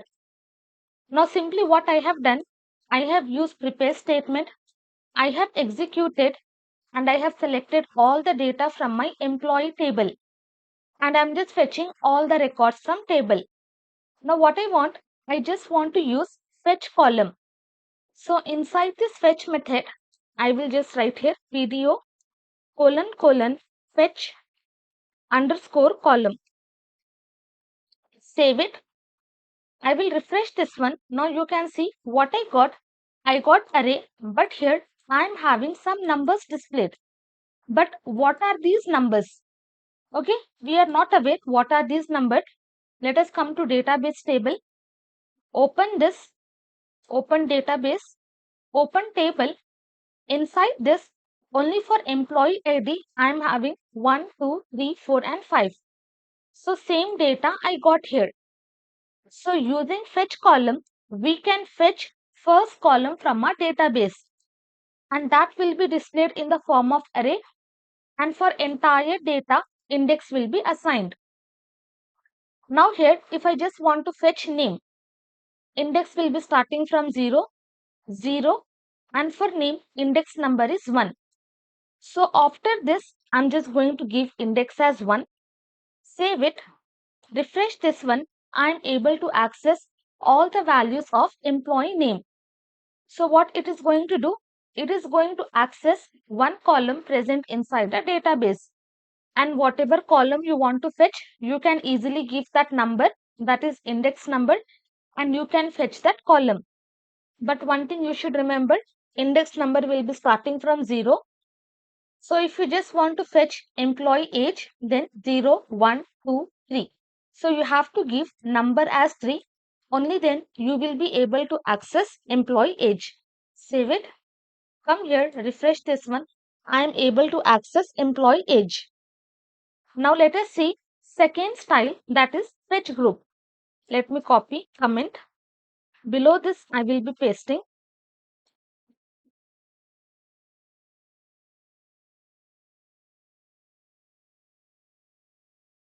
Now instead of fetch column, I will remove this. I am just going to write fetch group. Save it. Refresh this one. Now for this, what result I got, you can see. If you closely notice here, let me just open.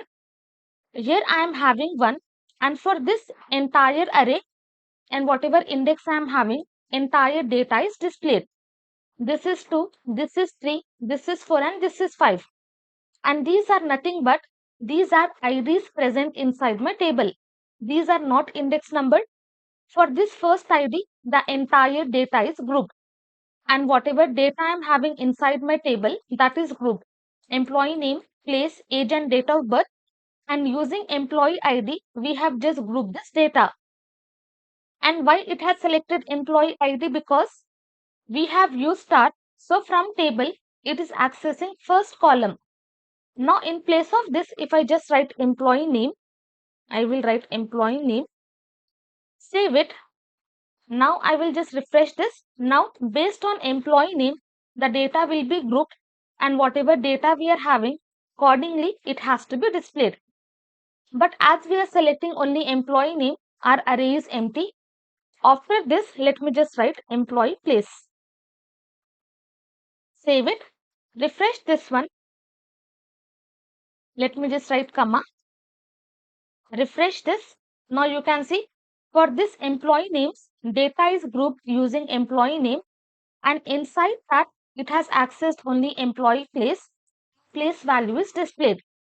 So using column, we are able to access entire column values, but using group, we are grouping the data based on the first value which we have given in our query. So you should be very careful. If you just want to place by place, let me just write here. If you just want to group by place, I will write place, and after this, I'm just going to write name. Save it. Refresh this one. Now data will be grouped based on place. For Bengaluru, we are having 2 employees. So inside Bengaluru, I am having 2 index and 2 employees data will be displayed. Then Mumbai, I am having only 1 data. Chennai, I am having 1 data. And New York, I am having 1 data. Okay, this is how we are going to group the data, and we can easily fetch using this fetch group style. Copy comment. Below this, I will be pasting. Then next we are having fetch unique. Let me just write here unique. Save it. Refresh this one. Now using unique, what I got, whatever first column I have given, according to that, it is just going to display the unique records. So here I have given employee place. Bengaluru, I was having twice, but here it has displayed only once. Mumbai, I am having only once. So that is the reason Mumbai is having only 1 data. Chennai is having 1 data. New York is having 1 data. But if you closely notice here, for Bengaluru, it has displayed last data. It has not displayed the first data. You can see it has not displayed first data. Instead, for Bengaluru, it has displayed this last data. So using unique, we are fetching unique data from a table. And whatever column we have given here, according to that, it is going to group. And after this employee place, if I don't give anything, save, refresh this one, I will be having all the data, but inside array, I will not be having anything because I have not selected anything from my database. Let me copy comment. Below this, paste it here. Now let us see key pair. Whenever we are using this fetch style, let me remove this. Here I will write key underscore pair. Let me just show the result. You can see now what happens. Whatever first column I have given, that will be the key, and employee name, second column will be the value. And using this, we are fetching only unique record. Bengaluru, I am having 2 times, but it has fetched only once, and last data is displayed. But if you closely notice here, whatever first column we have given, that will be the key, and second column will be the value. But after this, if I just give third column, I will write employee age. Save it. Refresh this one. I got fatal error, uncaught PDO exception. And if you see here, we are having this fetch style, and this mode should be having only 2 columns. So whenever we are writing query, we cannot pass multiple columns because we are working with key and pair. So it should have only 2 columns. If I give any extra column, then I will be having this error. Remove this, because if we give 2 columns, only then this will be treated as key and this will be treated as value. And here I cannot give star as well. I cannot select entire data. Then also I will be having the same error. So this is how key pair will be working. By writing this name itself, you will understand we should be having 2 values. So that is the reason we have given 2 column names. Then last, we are going to see fetch class, and fetch class is same as fetch obj. Let me just paste. We have already seen fetch obj. Let me just write this. Save it.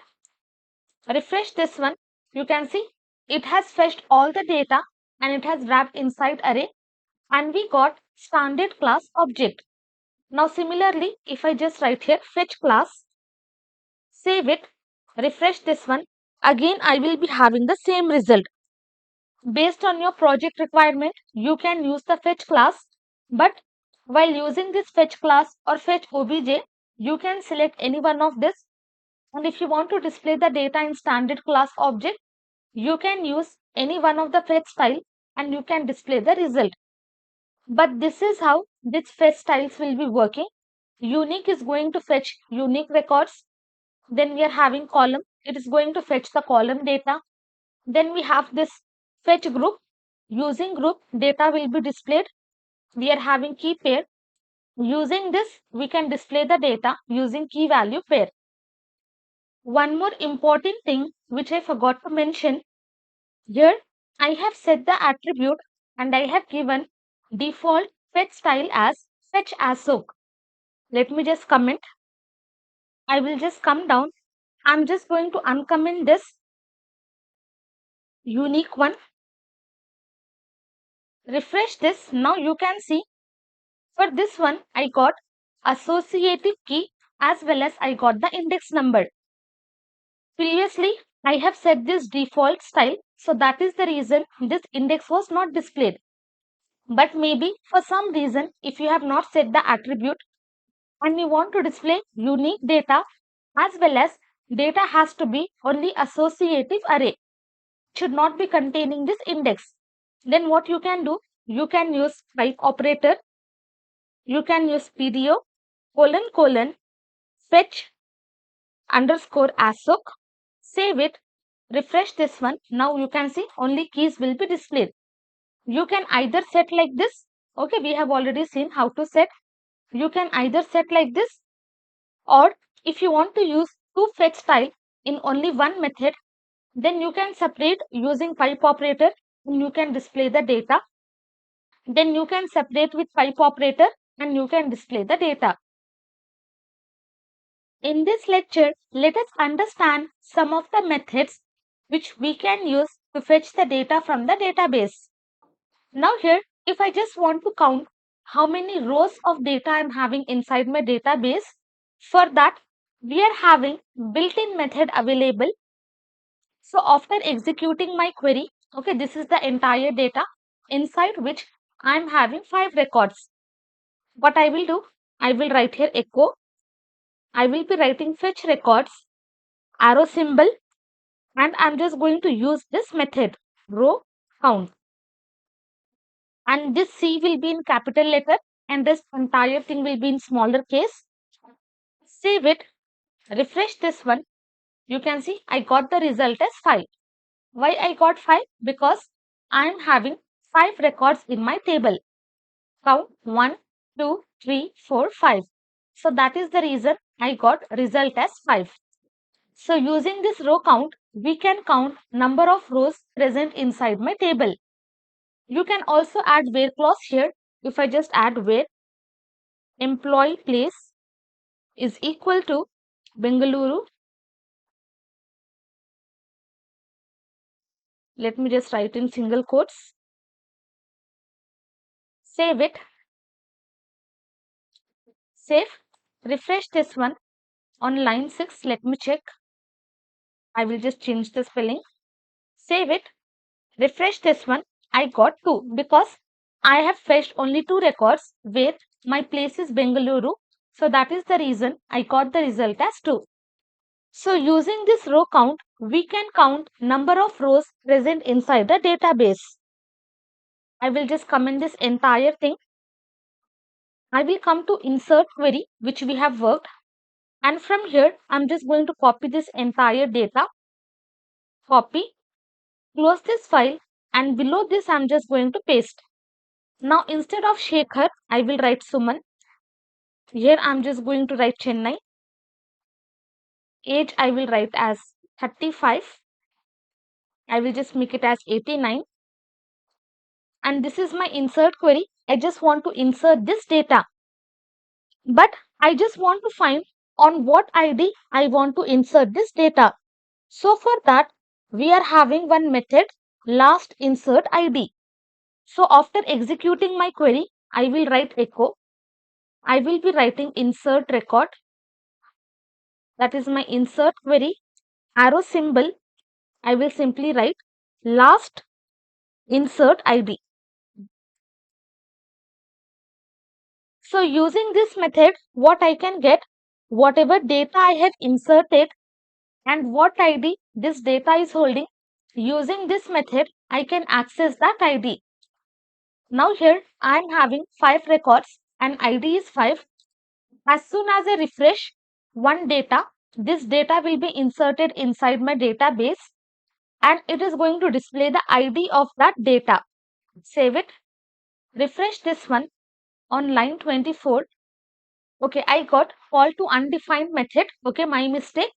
Instead of passing this query, we should be passing our connection variable because we are working with data and from that database table, I am accessing the ID. So here I am just passing connection. Now I will refresh. I got the result as 7. I did not get 6 because previously I have refreshed and I got the error. Now I'll come here. If I refresh this one, you can see 2 times I will be having that data because first time I got error for this method, but still insert query got executed and the data was inserted inside the database. And second time when I refreshed, data got inserted at 7th ID and I am able to access that inserted ID. Again, if I refresh, my ID will be 8 and on 8 ID also I will be having this result. So this is how we are going to work with last insert ID. When we are using this row count, we are using our query variable, but when we want to display this last insert ID, we are using our connection variable. If we don't use, then we will be getting that error. Now let me just comment this again. When I refresh, I do not want to add any data. Now I will be showing you one more important method, that is exit method. Before that, one more important point to understand regarding this last insert ID is this method will only work when we are writing insert query. If we are writing any update query or delete query or select query, then this method will not be working with those queries. Only while inserting the data, whatever ID that data is having, it is going to display that ID. So that is the reason it will work only with insert query. The next method we are having exit method. And what this method will be doing, this is the short form of prepare and execute method. Let me show you. I will just copy this entire thing. I will paste it here, uncomment. And using this method, using execute, we are able to fetch the records from the database and I am able to display that records. But as soon as I use exit method, it is not going to display me any record. Instead, it is going to display me the number of record on which it got affected. Let me show you how it is going to work. And this exit method will only work with update, insert and delete. It will not be working with select query. But this last inserted ID, it was only working with insert query. And this exit method, apart from select query, it will be working with all the queries. Now what I will do, I'm just going to remove, and before writing this query, using this exit method, we cannot display the data. Instead, what this method will be returning, number of rows which got affected, it is going to display that count. So here I will just remove this. Instead of this, I'm just going to write date query, update, my table name is employee data. I will set employee place. I will set employee place to, I will just write here Kolkata. I will give the condition employee where employee name is equal to Khanam. Let me just write here Suresh.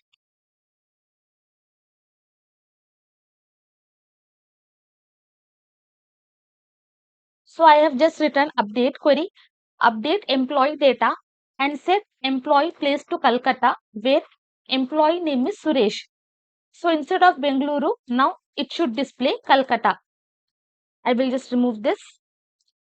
Now instead of writing this execute, I am simply going to write exec. But before that, I am just going to remove this prepare. Because this is the short form for prepare and execute, I will remove this prepare. I have only returned this query and I have assigned to this variable. Now what I will do, I will just create another variable result is equal to my connection.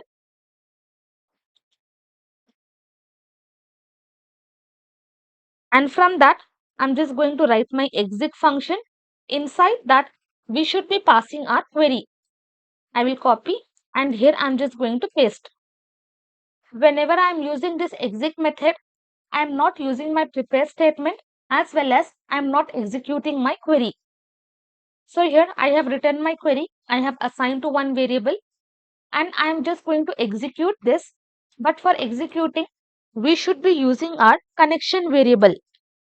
Then simply I will just display result. Save it. I am just going to refresh. Now you can see I got result as 1.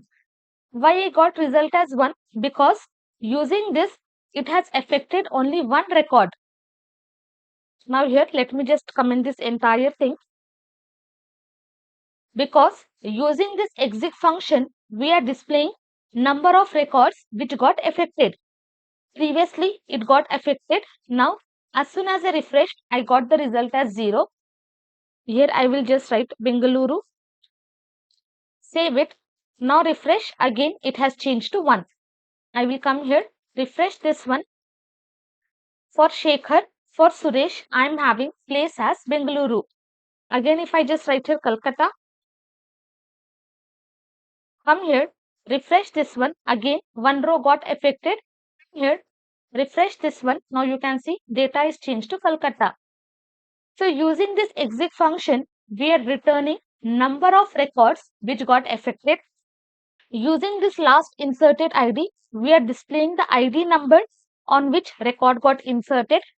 And finally, using this row count, we are counting number of rows present inside the database table. In this lecture, let us start using exception handling inside PDO.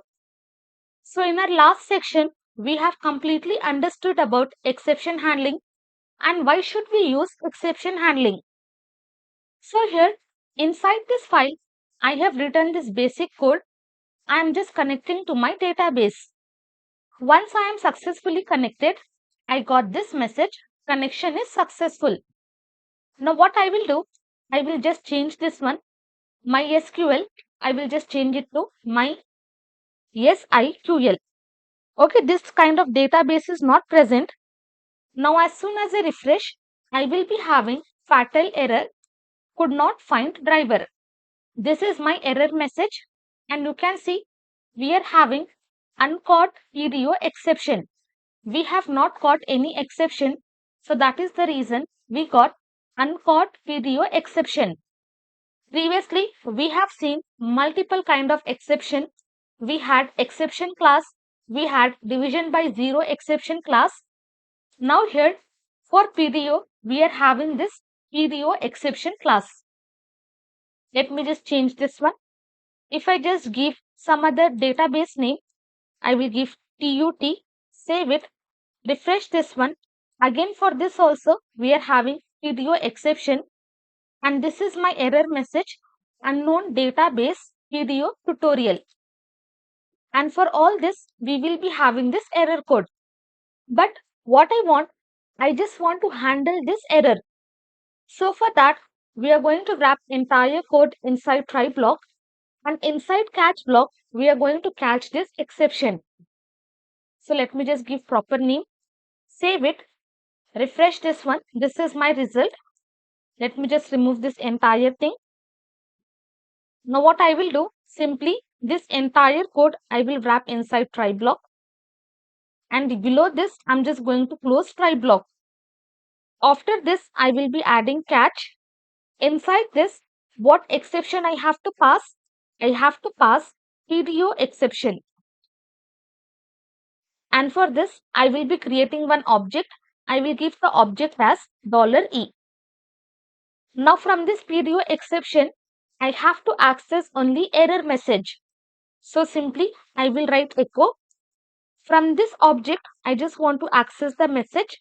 So for that, we are having this get message method. Save it. Now I will refresh this one.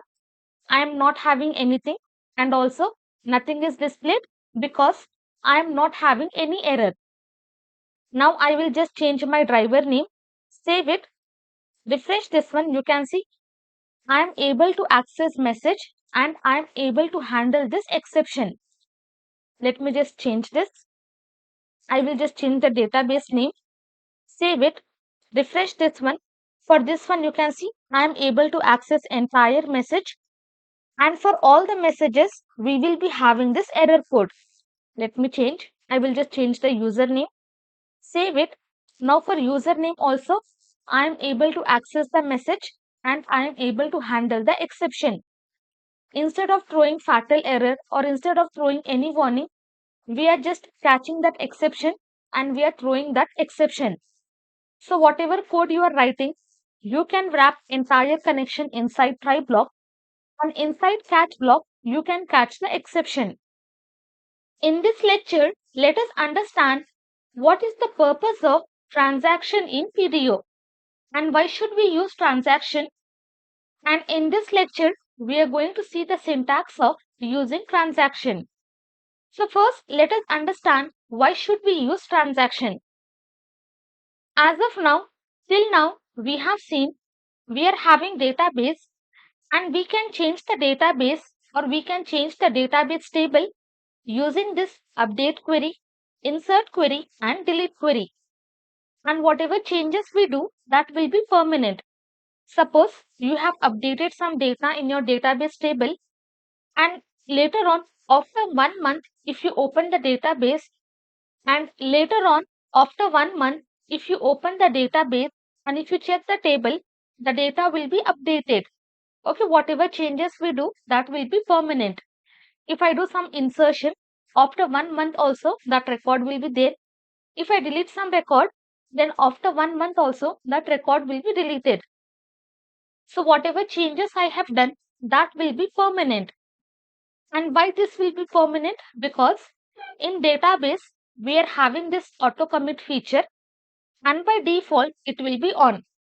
So when this is on, whatever changes or whatever updating, inserting, whatever we do for our database table, that will be permanent. Okay, whatever changes we are doing, that will be permanently saved in our database table. But suppose imagine I have written some query, there I have done some update, I have done some insert and I have done some delete. And while doing this operation, my insert query got failed. But update query got executed successfully and delete query got executed successfully. But my insert query got failed. But in this case, what I want to do, if any one of the query got failed, I do not want to execute all the queries. I simply want to revert all the changes and I do not want to update in my database. So here, what we have to do, we have to off our auto commit feature. Once we set this auto commit feature to be off, whatever query got failed, rest of the queries which got updated successfully, that will be rolled back. And to off this auto commit feature, we are going to use the concept of transaction. Using this transaction, changes will be saved temporary. Okay, changes will not be permanent. It will be saved temporary. If any error occurs in any one of the query, then we are just going to roll back the changes and whatever changes we have done, we are just going to revert. If update is successful and if delete is successful and if insert got failed, I'm just going to auto commit. I'm just using transaction in this case. And what I will do, this update query and this delete query, I'm just going to roll back and whatever changes I have done, that will be reverted. And that changes will not be saved in my database. So for this reason, we are going to use our transaction concept. Let us see syntax of using transaction.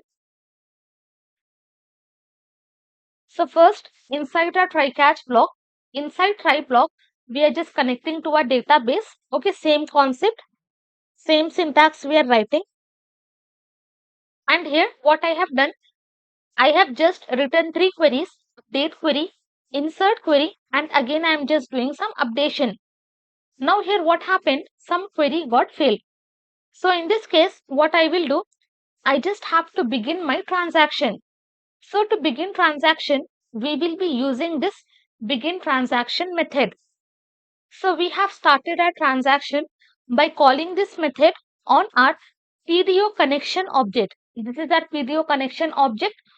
On that connection object, we have started our transaction. After starting a transaction, I have performed my operations. I can do insert, I can do update, I can delete the data. Whatever I want, I can just perform all the operations. If there is any issue in any one of the query, then what I want to do, in my catch block, I just want to roll back the changes. For that, we are going to use this rollback method. So if there is any error, I will come inside catch block, and inside that I'm just going to roll back all the changes whatever I have done. But there is also one more case. If there is no issue, if there is no issue in my query, then it has to be executed successfully. So for that, once it is executed successfully, we are just going to commit our changes. So this is how we are going to write our commit. As soon as we execute commit, what happens? Our auto commit feature will be turned on, and changes whatever we have done, that will be saved permanently. As soon as we started our transaction, our auto commit will be off. Here we are performing all the operation. If it is successful, we are committing the changes, and auto commit feature will be turned on. If there are any issues, I will come inside catch block, and I'm just going to do rollback, and I will be reverting all the changes, and that particular data will not be updated in my database table. So using transaction is very essential for maintaining data integrity and consistency in database operations, especially whenever you are dealing with complex operations, and if you are performing multiple queries, if you are doing updation, if you are doing insertion, if you are doing deletion continuously, if you are performing multiple queries, then in that case you can use transaction concept, because using this, data will not be saved permanently inside the database, and also our database will be remain in the same state. So this is how transaction is going to help. Next lecture, practically we are going to understand this concept. Let us now practically understand how to use transaction. For that, we need tables, because we will be working with multiple queries. So what I will do, inside my same database, I will click on new. Here, I will give the table name as users, column ID, username and email. For this, I will select varchar. I will give random length, and for ID, I'm just going to make it as primary key. I will just click on save. Now this is my users table. Again, I will click on new. I will select here count balance. For this, I will give ID. Then I'm going to give user ID. And last one, I'm just going to give balance. For both, I will give the type as int. For balance, you can either use float, decimal, double. But as of now, let me just write text. And for this, I will give the length as 100. Now for this user ID, I just want to make as foreign key, and my ID will be primary key. So I will just come here. Inside this, I'm just going to select. I will click on index. Here I'm just going to give foreign. You can either use uppercase or lowercase, and this column is selected. I will just click on go. Now user ID will be foreign key. Now for this ID, I will just check on this auto increment, and this becomes primary key. Now I will just click on save. You can see this table is created. For ID, we are having primary key. And for this user ID, we are having foreign key. And for ID, we have given auto increment value. And for user also, for ID, we have given auto increment. And this ID is primary key. Now inside this table, I'm just going to add some data. Now in my table, I have added some data. For this users table, I have added 4 data. And in my account balance, I have added this data. And for this user ID, in my users, how many IDs I am having, based on that, I have given the IDs. I have not given 5, 6 because these IDs are not present in my users table. And this user ID is foreign key. So that is the reason it should be matching with these IDs. And I can have multiple IDs with the same digit. And here I have given some balance. Now to understand transaction concept, we will be working with these 2 tables, users table and account balance table. Here inside this file, I have written the code to connect to my database. Inside try block, I have wrapped entire thing. And inside catch block, I'm just getting that message. And inside catch block, I'm just catching the exception. Now I will be writing 2 queries. I will write insert query and I'm just going to write update query. Below this, I will write one comment. I will write insert query. I will just create one variable, insert is equal to my connection variable. I will be using prepare statement. Inside this, I will simply write insert into, I just want to insert inside users table. Inside insert into users, my column names are username, email. Then I will write values. And inside this, I will be using my question mark placeholder. Question mark, question mark. So this is my insert query. Once I insert it, what I have to do, I just want to execute this one. So below this, I will be writing insert. Then I will just write execute.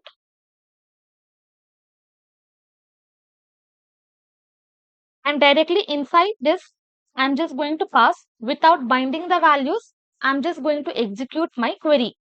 So here for username, I will just write here Suresh. And email, I'm just going to write suresh@gmail.com.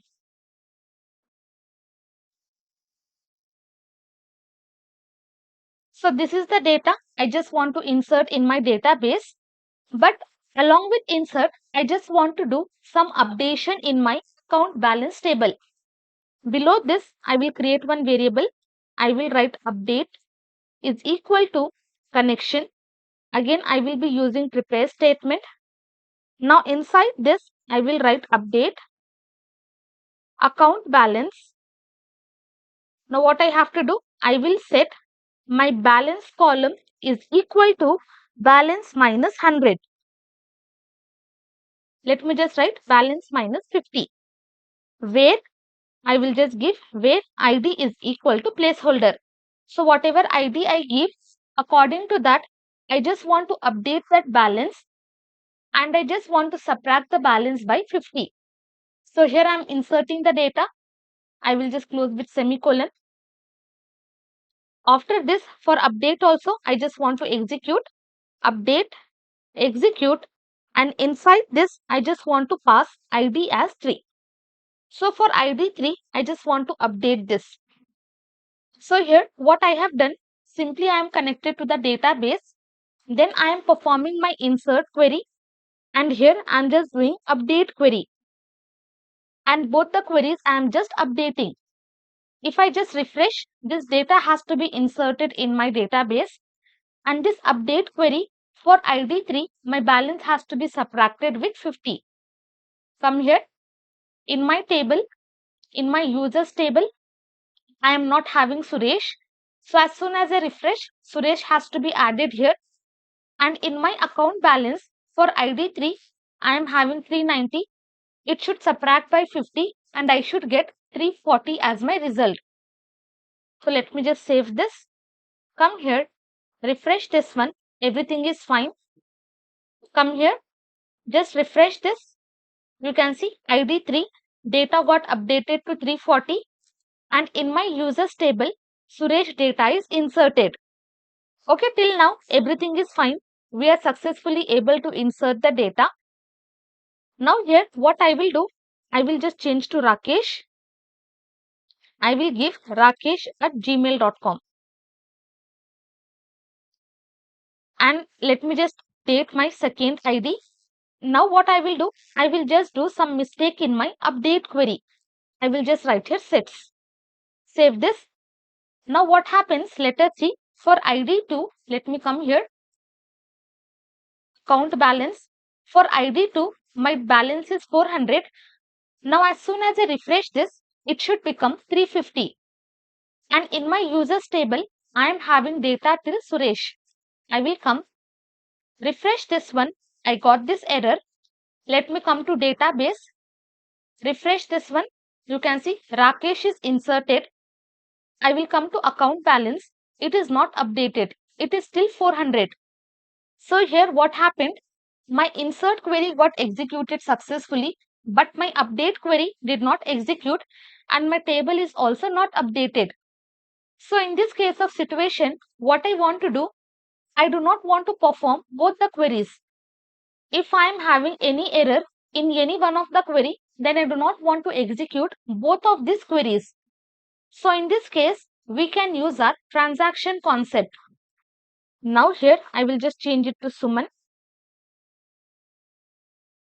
and here I will write suman@gmail.com. ID, let it be 2.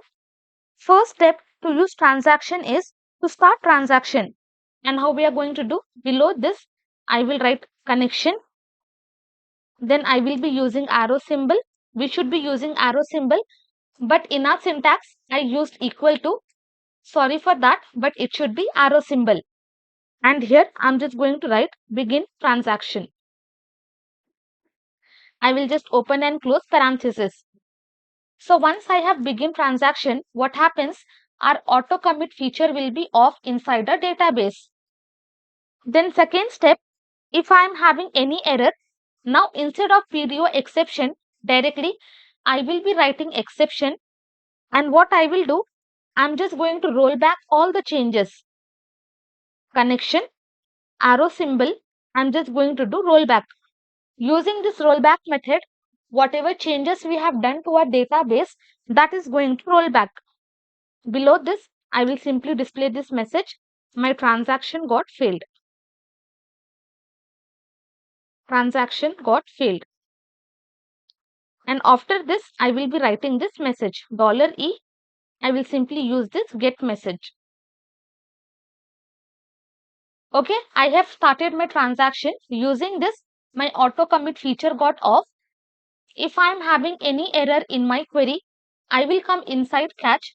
I am catching the exception, and whatever changes I have done, I am just going to roll back that. And simply I just want to display this message, transaction got failed.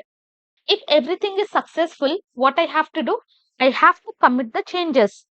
Once I commit, what happens? My auto commit feature will be turned on. So for that, I will simply write commit, and below this, let me just copy, paste it here.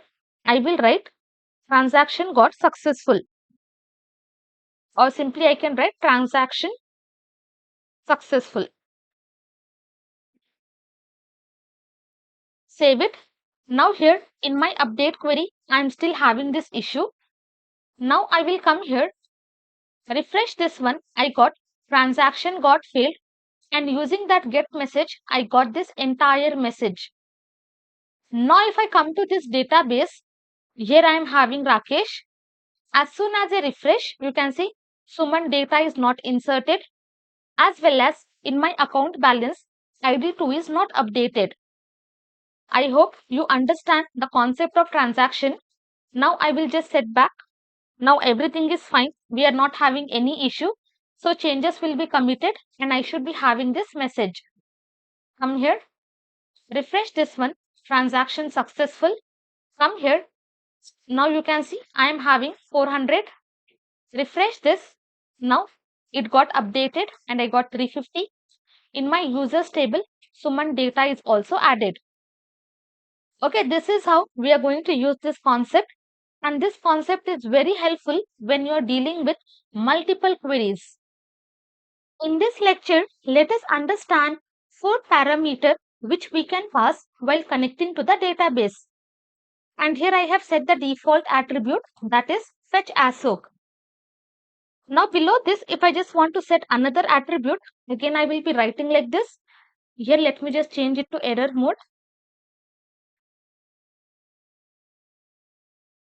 And for this, I'm just going to give the value according to your needs. As I mentioned, you can just refer documentation, whatever is required, and whenever it is required, you can just use, because we are having multiple attributes available.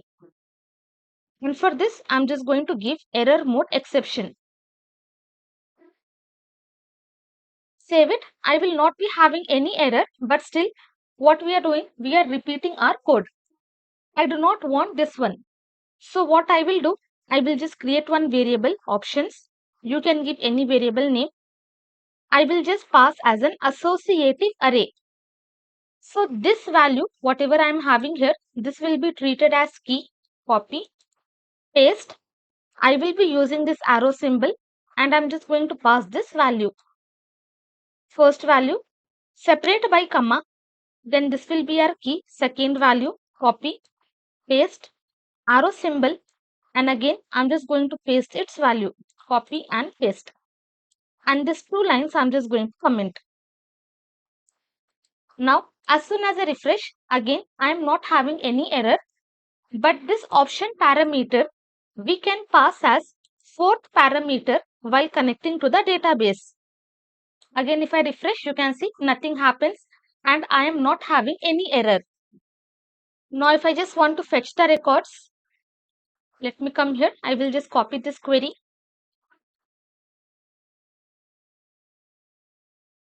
paste it here.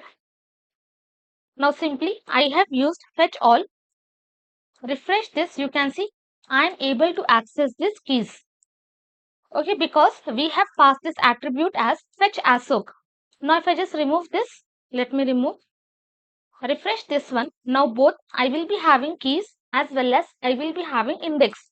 So, using this also, you can set the attributes, and this attribute is mostly used to handle exception. But as of now, do not worry about that. But this is how we are going to pass fourth parameter while connecting to the database.